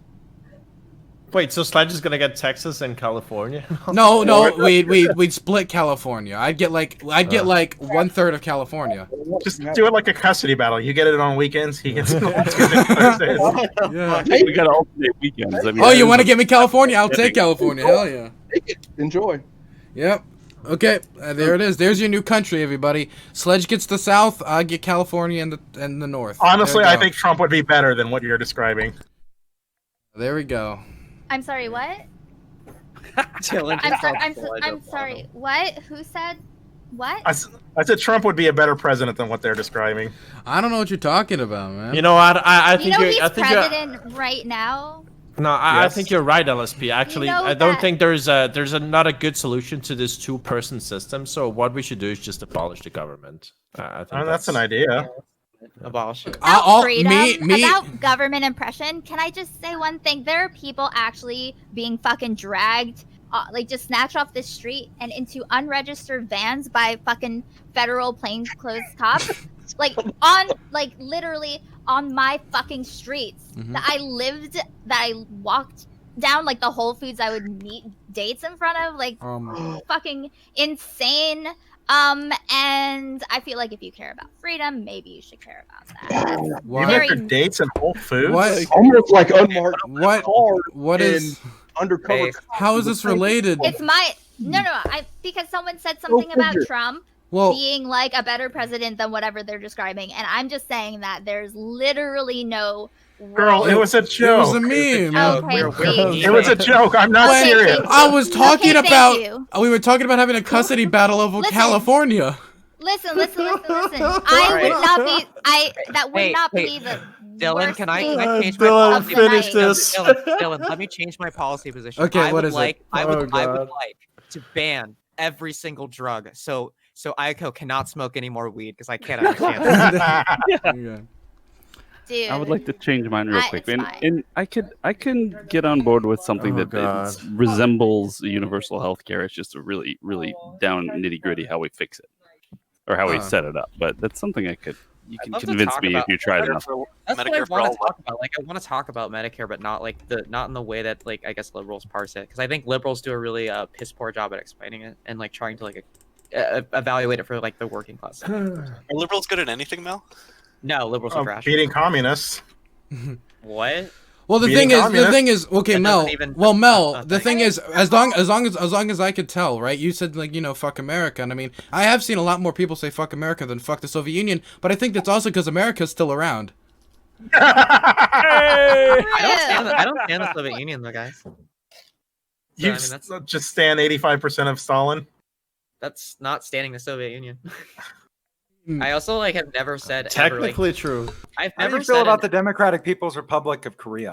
I like Korea as Koreans. I don't care about the DPRK or the ROK. They're both state responses to U.S. imperialism and occupation. What a dodge. That's not a dodge. I would think there's state responses to Japanese imperialism. Can you explain to me how that is a dodge? I asked you how you felt about them. Oh, God. Not. Okay, well, hey, do you care? Do you Dylan. care that they're both responses to U.S. imperialism? I think this is a great place to wrap up. Why are you dude, this is like geek. DPRK? Is my flag scary? Does my flag scare you? Are you scared? It's a little cringe. Well, geek. I mean, it's cringe as shit, dude. I don't Geek, care. initiate Oh my Operation God. Server Mute. Can you please get a red and black flag instead, Mel? Holy fuck. I mean, I was gonna just stick a Soviet flag up there instead because I have one. Of course. Yeah. Maybe you can take the one that the Soviets had to lower. Remember? I think that one's probably flying around somewhere. Yes. Okay, you know what I'll do is next stream I'll literally put my DPRK flag and I'll get a China flag. I'll put them all there, and y'all can just cringe super hard, and then I'll burn one. Well, okay, that's fine. You know what? You can. I think burning flags is against Twitch TOS, which is why I didn't. Which is Wait, why I swallowed is the it Chinese flag. Is it against TOS? Yeah. Is it I TOS? think so. I- Yeah, because it can be construed as racially charged, so you shouldn't do So it. wait, Really? if, If I wait, burn wait, a Nazi flag, wait. Let me ask this: if there's a highlight of me burning a Confederate flag on Twitch, was that? Uh-oh. Is I that? don't think that's as bad. Listen, What do you mean? we need to put us. Honestly, if I get banned from that, I think it'll. it'll just add to my clout. I'm gonna be honest. That's why I ate the flag instead of burning it, because the original plan was to burn it, and then I was like, I'm not going to chance the TOS. Fuck that shit. Dylan, such a I'm nice really guy. sorry, but I do have to go. Yeah, no problem. We're just memeing at this point. So I'm gonna end the stream. So I appreciate for everybody stopping by. I had a blast actually. I enjoyed just shooting the shit at the end. I never get to shoot the shit. We always end it in a heated debate. So it's nice to have a few meme questions and take questions from chat. I think I'll do that more in the future. And thanks to Demon Machine, Endernax, Mel, Dario, Ross Lewis, Sledge, LSP, and Aiko all for coming on. If any of you want to post your links in chat, you're free to do so. I'm probably going to speak a few more minutes with chat and then raid into somebody.